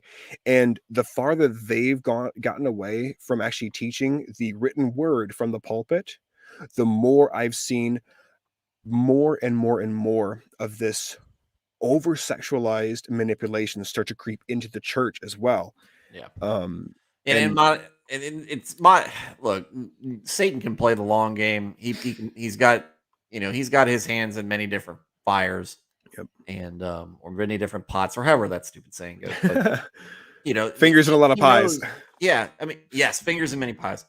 He he knows that he knows how to manipulate sin outside of the church, and he seems to know how to manipulate sin somewhat inside of the church. And how do you do that? You make it you corrupt the people within the church, Yep. but without in two ways. You can get them to corrupt them so that they are cast out because of scandal, which diminishes the the reputation, the Yep. And the believability of the effectiveness of word, the message. of the message and the organization and the people within it. Or you can keep them in there and just have them compromise their values for ill or good. And that was what we talked about 2 weeks ago on our last conversation together was, the compromising. And is it because they're holding the Yep. money? If you've got the Judases in there, they want those 12 pieces of silver. They want that notoriety. Or are they just corrupt and just given into hedonism, or just or so the heart, the heart is the most deceitful of all things. Yep. They're following that and not the spirit, thinking that they're the same thing. But I try to think. I don't want to say that somebody has legitimately, like, knowledgeably given themselves over to the devil, but it feels like that sometimes. It feels so Oh yeah. sinister the way that the different churches and the different denominations have been splintered and split because you have people rise to prominence and influence within each of them. Episcopalians. Yep. I remember the Episcopalians in the '90s was the big one that my parents were talking about. The Methodists, probably the Mhm. most recent ones, Yep. and the Catholics coming up. I think they're going to be the net. That's going to be such an interesting one to watch. I'm going to be sad. I'm going to be sad for a lot of people out there. But that might be something that group needs, is that just splintering off and letting the folks who are Mhm. going to take that modernization and run away with it, and then you can just separate yourself, and you're like, that's not us, Oh that's not yeah. us. And It's so interesting too inside the Bible. Like we are literally given a one-to-one description of every single situation that your heart and your soul can have to deal with. Literally everything. Now, minus the technology that we have currently, um, we literally get to see every single scenario ever played out inside this book. So reading it, we should be able to look at it and go, okay, if I take away nothing, I can at least take away the knowledge and understanding that somebody else has had to go through who came before me. And I can see, oh, yeah, here's the logical outworking for engaging in this sort of sexual degradation plus idolatry and death to the entire nation. Wow. Okay. Maybe we can stop all that here. Um, because we saw people through Leviticus 18, where we see them being talked about as offering their children up to other gods, literally committing post-birth abortions, as it were. And it's really super interesting because in Assyria, they looked at the children like abortion was completely illegal to them. However, they looked at the children as a commodity to be offered to their god, but they had to do that in their ritualistic fashion. right. And the penalty for them for aborting was death, of course. But back then, you had these nations that were sacrificing their children for prestige, power, land, any number of holdings within this temporal plane. And then you saw the same thing start to happen again under Solomon and then under Manasseh, who literally sacrificed his own child to Moloch. It shouldn't come as a surprise that when that happened, in every single instance, it's always in conjunction with rampant sexual degradation. For that entire populace, and Oh yeah. here in the States, people do the exact same thing when they have their abortions. They're literally sacrificing this potential life, this child, for their own prestige, power, position, place in the world. It's like that whole idea of people going on national television and then going like, "Yep, here we go. We're all going to abort right now," and then eating abortion pills in front of the camera. This Yeah, motivate. celebrating it. It's Yeah, supposed to be this very personal and very private and emotional experience that they promote as what it is. But then I mean, if taking them at their word and then you see their actions literally right after, it's like, well, you're posterizing it, you're commercializing it, you're treating it as something to be laughed at and celebrated openly and wildly with little recourse. And oh, I can't wait to have my next one. When you know, so like, now what do you get, a punch card? You get a discount at 5? Like, what is this? This is not 7-Eleven. This is literally a human life. And I get the kick out of how Planned Parenthood is called Planned Parenthood, but they do more of removing the necessity for being a parent than they yeah, do actually helping you plan your parenthood. right, and that man, I can't wait to put that topic together because I've got, like I said, I've got the folks I want on that discussion. You're on that roster. But I mean but to me, sexual degradation is it's the most easily identifiable one. Because people lose their temper all the time, right? People lose their temper. It's a very easy, very pedestrian thing that happens. Mhm. But when you talk about people losing their self-control, man, not being able to keep it in your pants, or keep it out of your pants, or depending on whether you you give or receive. But dependent, when you lose that self control, um, that's a big predictor on how a loss of maturity in some facet of your life. And not to say that Yep. if you struggle with that sin, if you struggle with that vice, I mean, that doesn't mean that you are completely corrupt, but you have allowed yourself to lose control and corrupt part of your body. Yep. That doesn't mean that that I'm not trying to take away from the value of a person, but it's a point to say that, yeah, this is something I struggle with. But I think it's one of the hallmarks because that lust, Oh that yeah. physical desire, lust over top of the spiritual um Yep. one is a very it's a person, despite what everybody likes to think, the folks who, yeah, I it's nothing to me. And the deep down it is. And if you're treating it cheaply, those are the people that you see are really the most broken on the inside. Oh yeah, The people who throw that away, absolutely. because it out of all the things, it is one of the things that we are specifically called to share with one other person, a person that we are supposed to be bonded to, that we are supposed to be united with under God, in something that is very holy, as opposed to, you know, most so many other things facets have to do with your own personal actions, Yep. the in flying in the face of God. So, sex is such a different one, and I think that that's partly why in Leviticus, um, when he's establishing it, he puts them in their own chapter. Chapter 18 deals with it right down the list. Um, and that's kind of what we were talking about with and I think this will tie into what you want to do, what some of the different segment that you and I are scheming on Mhm. right now. But Yep. when you talk to somebody who professes to be a Christian, and I'm not going to say that they don't believe that Christ is the Savior or whatnot, but they take the more, well, I interpret things differently. Okay, well, what do you mean by that? Are you or does this mean you're just old Earth versus young Earth type of thing, or is this the sins that I don't like? I'm just going to think that they need to be interpreted differently.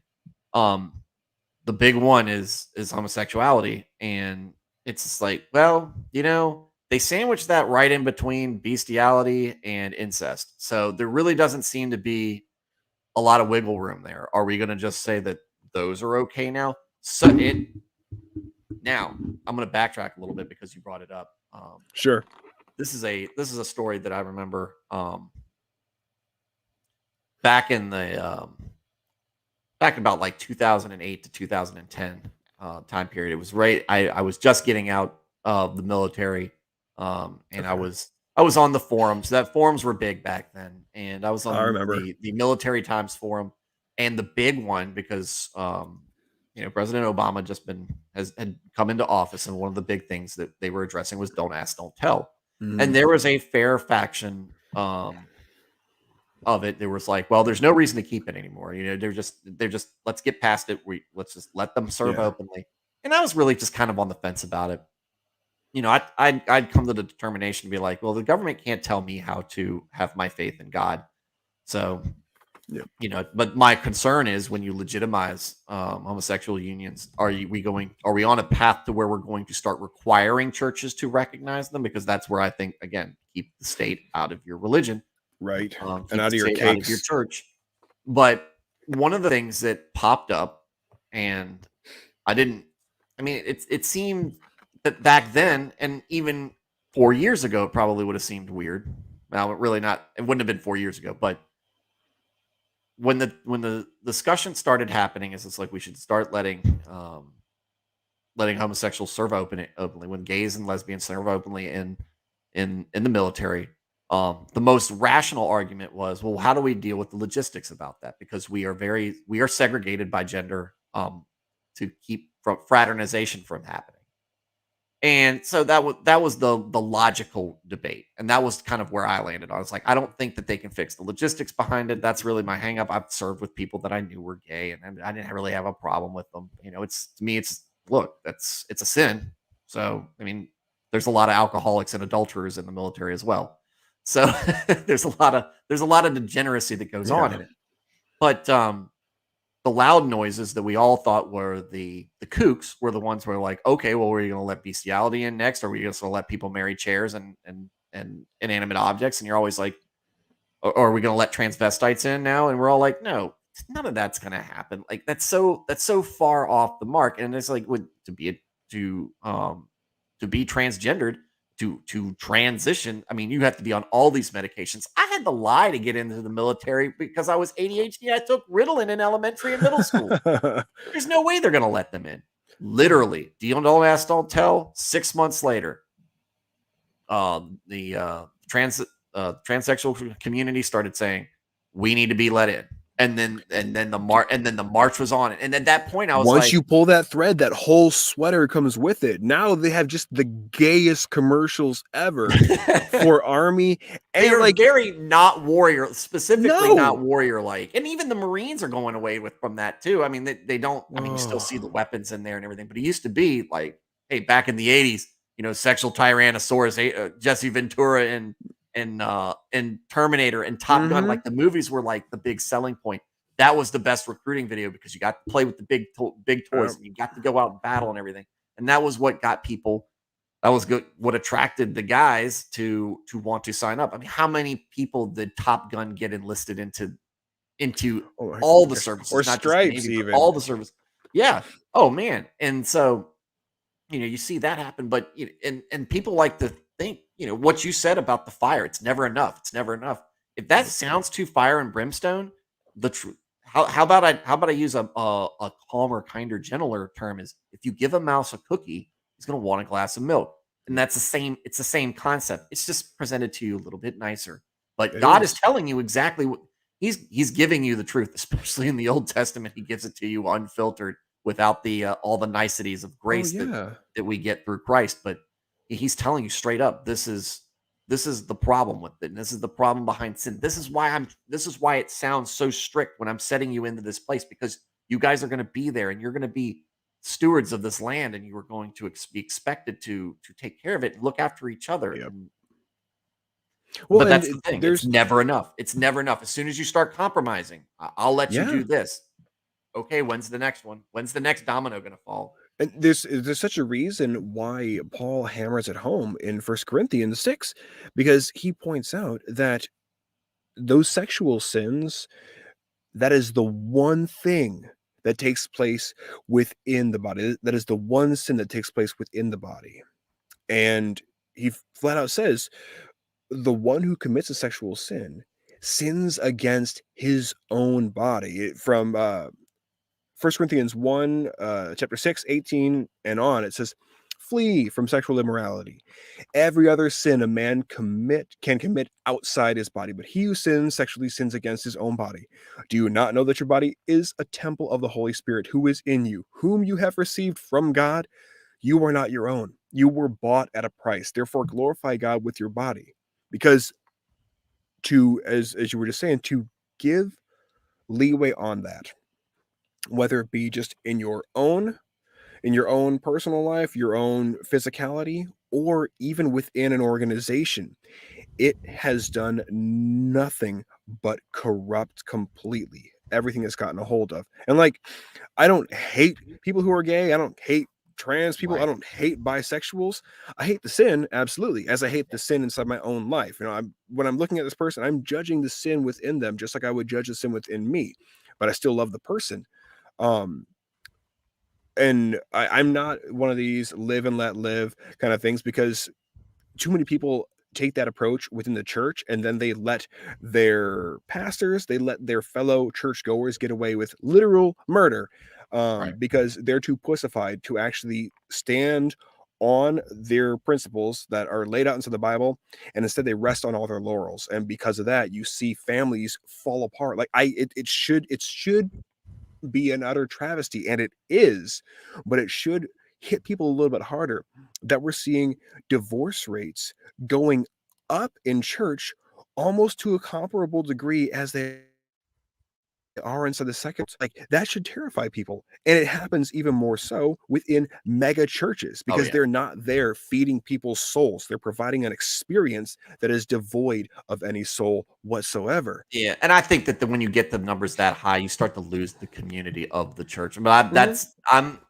I'm biased Oh in yeah, that because I'm very much a small church guy. But same. small churches have their own dramas and issues as well. And look, I struggle. Sexual immorality is something I've struggled with myself. Now, I haven't Same. cheated on my wife or anything, but especially being in the military. Come on. I Oh mean, yeah. I have dealt with pornography and all that other stuff, and it is. I mean, it is what it is. So I don't try to put myself on a pedestal from anyone, but I also not sitting here going, what I'm doing is okay. What I'm dealing with is okay. When I give in to these urges, Yep. um, what I do is okay. That's the difference. And I'm not gonna somebody, we had Yep. a at our church, we had a lesbian couple with us.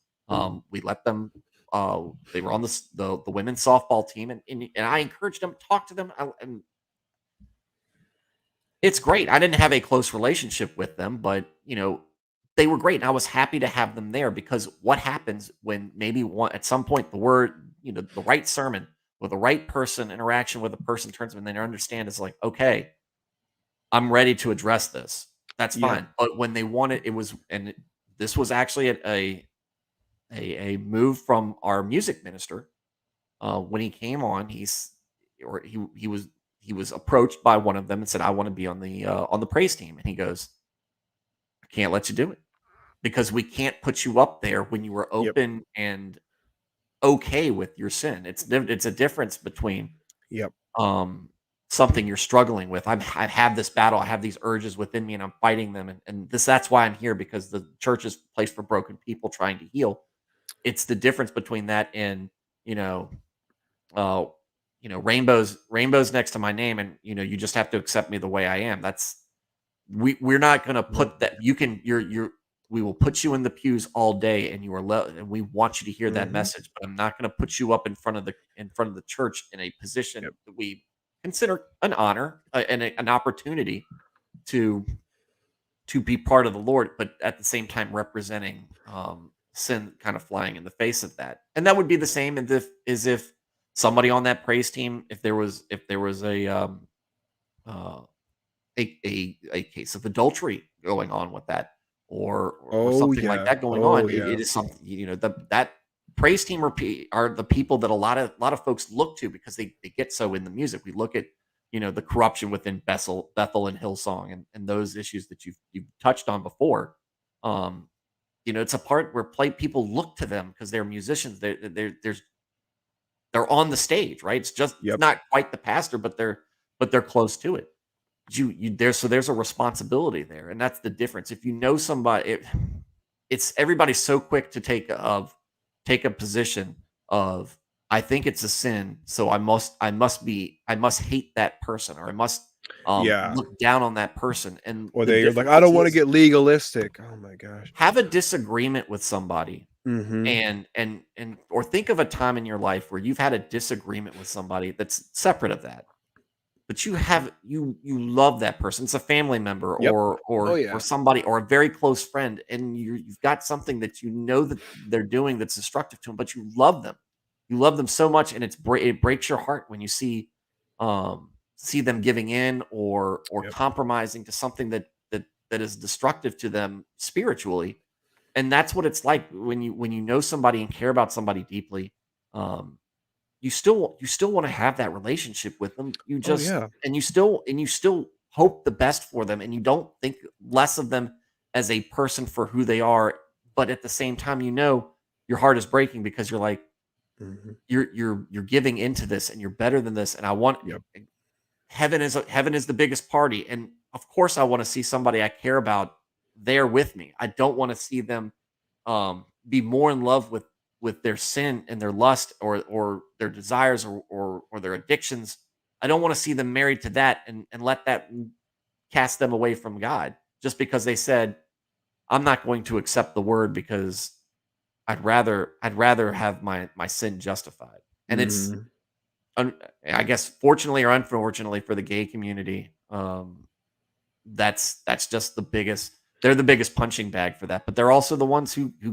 who say, "Look, what I'm doing is okay. It's okay." Yeah. They're the ones who have an entire parade, the namesake of which is pride. Yeah. The sin of pride. Like, not only is this done in the closet or done behind closed doors, but now it's out in the open and it's being celebrated. It's the celebrating of the sin that cannot happen. And so the book of Hebrews here, this is a great little probably a great little spot where we could even kind of hang the last little bit of our conversation on. Yeah. But this is the full assurance of faith, starting at verse 23 and going to about probably verse 27. But he says, let us hold fast the confession of our hope without wavering, for he who promised is faithful. And let us consider how to stir up one another to love and good works, not neglecting to meet together, as is the habit of some, but encouraging one another, and all the more as you see the day drawing near. For if we go on sinning deliberately after receiving the knowledge of the truth, there no longer remains a sacrifice for sins, but a fearful expectation of judgment and a fury of fire that will consume the adversaries. Anyone who has set aside the laws of Moses dies without mercy on the evidence of two or three witnesses. How much worse punishment do you think will be deserved by the one who has trampled underfoot the Son of God and has profaned the blood of the covenant by which he was sanctified and has outraged the Spirit of grace? For we know him who said, vengeance is mine, I will repay. And again, the Lord will judge his people. It is a fearful thing to fall into the hands of the living God. Amen. I had one of the praise and worship ministers at a church that I attended back when I was still living in Nashville. There was the topic of just sin and the sin nature. I believe that was the topic of discussion that Sunday morning. And he was talking about a friend of his approaching him during the week and said, hey, so I from what I read into the Bible, like, yes, we'll still sin, but it doesn't negate our salvation. That's true, right? And the praise minister said, yeah, that is true. He says, so like I can still engage in these other sinful acts, and I'm still a Christian, correct? And he says, well, yeah. He says, but don't be surprised if, because of the sin that you're now willfully engaging in, that though you are still a Christian, don't be surprised if you lose your job, your family falls apart, your friends desert you, you become the thing that you really grow to hate. So don't be surprised if all of that comes with it, because you're doing as is described here, going on sinning deliberately after receiving the knowledge of truth. And that's that was the big thing that through our initial talk here that really is the indictment to the tribe of Dan and Ephraim, because they did have the knowledge of truth. Not only did they have the Mosaic laws, but then they had a reiteration of those that were actually, this is where we get the idea of the pillars of law. They were Right. actually plastered into stone and set on the edge of the city in the plain tongue, so that anybody coming by had access to seeing what those pillars said and knowing exactly what was on them and how they should live and how they should abide with God and their fellow compatriots. Um, it's it shouldn't come as a surprise to us. Thankfully, we do, as I mentioned last time we talked, we have our Christian's bar of soap, 1 John 1:9, and if we confess our sins, He is faithful and just to forgive us our sins and cleanse us of all unrighteousness. Um, and we have our other promise from the Old Testament. I believe it's in I want to say it's in Chronicles, but it's if we what is it? If my people who are called by my name will humble themselves and pray, turn from their wicked ways, seek my face, I will forgive their sins, or I will hear their sins.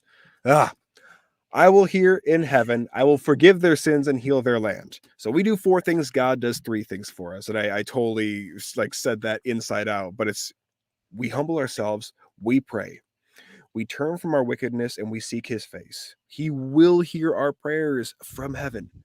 He will heal our land, and He will forgive our sins. So, like, we do have that promise. And given that us as proselytes, Gentiles, are named inside the Bible as a people called after His name, the most powerful position that we can take as Christians is on our knees before our Creator, um, going to battle every single day. I try and encourage the people within my Bible study and just my fellow Christian friends to, hey, take your prayer life seriously and take your devotion seriously, because prayer does change things in just monumentous ways. It shouldn't come as any surprise to us that when we see all throughout the book of Judges, time and time again, Israel, they've thrown themselves upon the mercy of God. They're crying out to Him. They are praying. They are just pouring themselves out. Now, granted, they should be doing that even when times are good, not just when times are bad. But God always hears them. He hears them from heaven. He forgives their sins and He heals their land. And we can still see that same thing take place here. Um, I think the church needs to be more focused on how what our insides look like versus what our outsides look like. Yeah. No, I think that, and that's a key thing. And like I said, when we talk about living with sin, I think it really does come down to, are you going to recognize it as a failure on your part, and that's something that you're working towards, or are you going to just accept it? Because like what that your minister said, or music minister said, about the don't be surprised if it affects these things. Don't be surprised if it affects your own spiritual relationship with God, and if you feel like, and if you let that becomes kind of that point where you start to drift away, because once you start compromising that one value, where does that lead? Yep. And I worry about people. I worry about myself with it. I worry about everybody with it, because Oh we yeah. all have that vice, or that problem with us. It's a daily dying to self. It's like how Paul describes those who are competing for that earthly crown, having to beat their bodies into submission. And we're running for that imperishable crown. Um, we're playing for keeps, as I like to say, and it is that constant reiteration. I think it was Charles Stanley who said, "I take 3 steps and apologize to God," Yeah, um, or ask yeah. Him. I feel Ask, like that. I was like, huh. And you gotta praise Brian through on YouTube, said spot on, Eric, oh, as you thank you, were Brian. Thank talking you. about that point, and I think that's great. So we can wrap up for this point, with the 12 rock tribes. Eric, thank you for that presentation. So Sure, thanks for having me. with that said, one of the things Eric Eric brought up with me, as far as for our future ventures, and things that we discuss, is pastors. We can loop that into, let's call that faith leaders in general, or faith Yeah. prominent faith people, but pastors posting their L's, pastors discussing their L's, and Dumb things pastors say. dumb things pastors say, and do, and that I think that this probably be in my mind. Tell me if I'm getting this wrong, but in my mind, a conglomeration of pastors doing things that just make you cringe because they don't know any better, and pastors who do things that make you cringe because there's an agenda behind it. Yes, both and. So that's what we're gonna do, and let me see if I can do this because I actually haven't posted anything with sound yet. Put anything with sound up here. So, Hans Feeney, who's gonna be on here on Thursday, he posted this. I thought it might be a good introduction to pastors, pastors, embarrassing themselves. He posted this, and it's a Lutheran, I think, doing this. Let's see if I can share my screen appropriately for this. I might have to mute my mic to make sure. Techno savvy. This is gonna be. I'm gonna boomer this. I know it. I can feel it in my bones. All right. Where's Twitter? All right. Let me see if I share this. Bull. All right. With the fact that in many places the prescription of the new missile are not observed in celebration, but indeed come to be interpreted as an authorization or even a requirement for creativity, which leaves almost unbearable distortion. Oh no. So what is he doing? Father, Son, and Holy Spirit. Our Mass never ends. We go in peace to love and serve the Lord and each other. Thanks be to God. What was that? Can you hear this? Yeah. Okay. I just wanted to see because I'm sitting there. He had the best line for this. Hans had the best line. One thing that all denominations have in common is that we're all cursed with an absolute loser clergyman who couldn't resist imposing their loserness on a captive audience. Oh my gosh. And he's even wearing a mask too. I felt look, this is right when I first started coming back to church, and I love my pastor to death. And he is retired. He just moved back to Ohio. He's a great man. He said something. I can't remember what it was because he had his iPad up because that's where his notes for his sermon were, and he had some sort of glitch on there, and he made a joke, and I was the only one who laughed in the entire sanctuary. And I said, and it died out. I was like, well, I don't care. I thought it was funny. It was like, but you get out of there, everybody's like, man, his jokes are so corny. I'm like, well, I think he's funny when he's up there. He can be awkward at times when you get him off of the pulpit. When he gets up there, man, you can tell that man was born either, just it's his comfort zone for 40 years after 40 years of doing it. Right. Or the man was just born to be up there to live up there. And but I still remember this thing, the whole congregation dead silent, just me chuckling in the back. So, oh man, we're gonna have fun with this talk for sure. Oh yeah. I'll have to send you a video if I can find it after this. It's so great. It's just slip of the tongues from behind the pulpit. Man. Oh yeah. Oh, they're all over the place out there. Oh, they're so good. They're so good. It's out there on especially now that we've got so many live streams, it's so easy to find them. But on the darker side of that, you can find them all over the place on Twitter where people say things like Ruth is problem, or no, I'm sorry, Ezra and Nehemiah are anti-family books of the Bible that are problematic. And I'm like, how is Nehemiah like that? Nehemiah was a gathering of people back. Dude, he was a wall builder. So, yeah, this is build that wall. Build that wall. The MAGA. Make Jerusalem great again. Make Maja. So with that said, everybody, just to recap on this, this is the bi-weekly thing that me and Eric do and it generally runs 2 hours. So you can expect generally on Tuesday.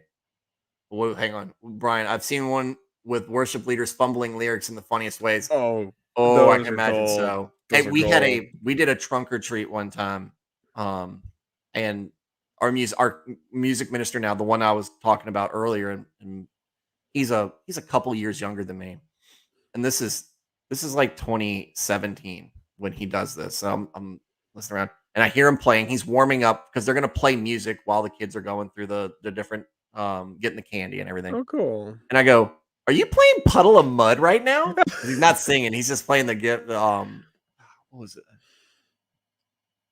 Drift and Die by Puddle of Mud. It's like I haven't listened to that since I was Right? Since the the weight room early in high 20s. school. The worst period of my life. But yeah, it's oh yeah. Well, Brian, if you can find any of those and share those with us on Facebook Please. or Twitter, I will guarantee that they will find their way onto this show at some point. I'm always looking for something interesting, and I would love the audience to bring their own content with them in those regards. Absolutely. An active audience is great content in and of itself. Seriously is. So with that said, so Eric he's generally on here Tuesday nights. Tomorrow night is Tuesday night. We will have Billy Dyer on. He is an apologist, a former law enforcement officer and current speaker at churches, and he does a very good job. And we are going to be talking about the importance of preparing our youth, not just with the lessons in the Bible, but also the ability to stand with their theology when presented, when challenged on it from people who think that Christianity is something other than what it is, and identify that as their own, or most likely that their belief in God is dumb or backwards or hateful or any other things. We don't do that too often. We don't do that, and we send our kids off to high school, college, and through their early 20s, and that I feel like that's where we lose the most people right there. And I think that that's the disservice we've done for our youth. And I think that he does a great job illustrating how to what we need to do to combat that. So he'll be on Wednesday. We'll start numbers probably late. I've got our first softball meeting for the coaches is that night, so I'll be on there. I'll be paying dues and submitting rosters and doing all that. But we will have at least a short stream there, starting with numbers. You thought you were safe leaving Leviticus. I present to you numbers and the begats. And then Thursday, as I referenced earlier, Reverend Hans Feeney, a Lutheran pastor who runs the YouTube site Lutheran Satire. He's funny. At least I find him very funny. Everybody's got different degrees of humor, but that's what he's going to be talking about: humor in the Bible, humor in our faith. The Bible seems so much like it's a humorless thing. You might laugh at different things. I laugh all the time at all the stupid things the Israelites do. But you don't see people laughing in the Bible so much. It seems like a rare thing. And so he's going to shed some light over what he sees there and how we use humor to interact with each other as Christians and non-believers or believers in the wrong things. And then Friday we'll close out with some more reading and numbers, or I'll take the night off because this is this is going to be a big week. It will be. So tune in and chat. Brian, I'd love to see you. Love to see you chime in on these on any of these on any of your opinions or insights on how faith relates to you and how different scripture strikes you. And the way I read it might be different from the way you read it, and where that difference lies and what causes that difference. So anyways, Eric is the author and the runner of the artist behind Angel Legend. That's one L in between Angel and Legend. You will find that below in the description. His identity is there. Follow him there. Follow him on Facebook with his fan page. Follow him on Twitter, and we will you will be able to see what he has to say on a lot of things. If you've been following my readings in Leviticus, we talked about slavery. He does a great expose on slavery and what it means in the biblical sense and what the Bible teaches, what God teaches us about slavery. That said, Eric, you got anything else to say in closing? No, man, you hit all those nails on the head. I guess little thing that I've got is covering the whole 12 tribes. Mhm. The common theme over and over and over that we touched on a lot tonight, and that we even touched on in our first little talk on it, is the importance of treating with respect and the due diligence your relationship with your creator. It can't be harped on enough that we have to put on our soul armor, as it were, and that comes by way of staying rooted inside the word daily. Even if you're just getting a proverb a day, there's 31 days in a lot of the months, 30 days, February you get 28, save for 29 every 4 years. Take one of those a day. Do your due diligence and feed your soul. It will go a long way um, in helping you throughout your decision making processes throughout the course of every single day. You will soak up some of that wisdom. And if you're really honest with your approach to it, and you're honest in your prayers to God, really taking the time to sit down and pour your heart out to Him, um, you can't help but have a life full of meaning, and those around you will take notice. So do not sleep on the word. Get in it. Don't think Satan can't get to you. Most time, once you get complacent. Mhm. We've seen some great men in the Bible do that. All right, so everybody, in closing, be safe out there. Be in the Word, and if you ever feel the need that you want to hear something God related, tune in, and I'll be here streaming weekday evening, weeknights, um, and just just be good followers of Christ. All right, good night, everybody. God Night, you bless. guys.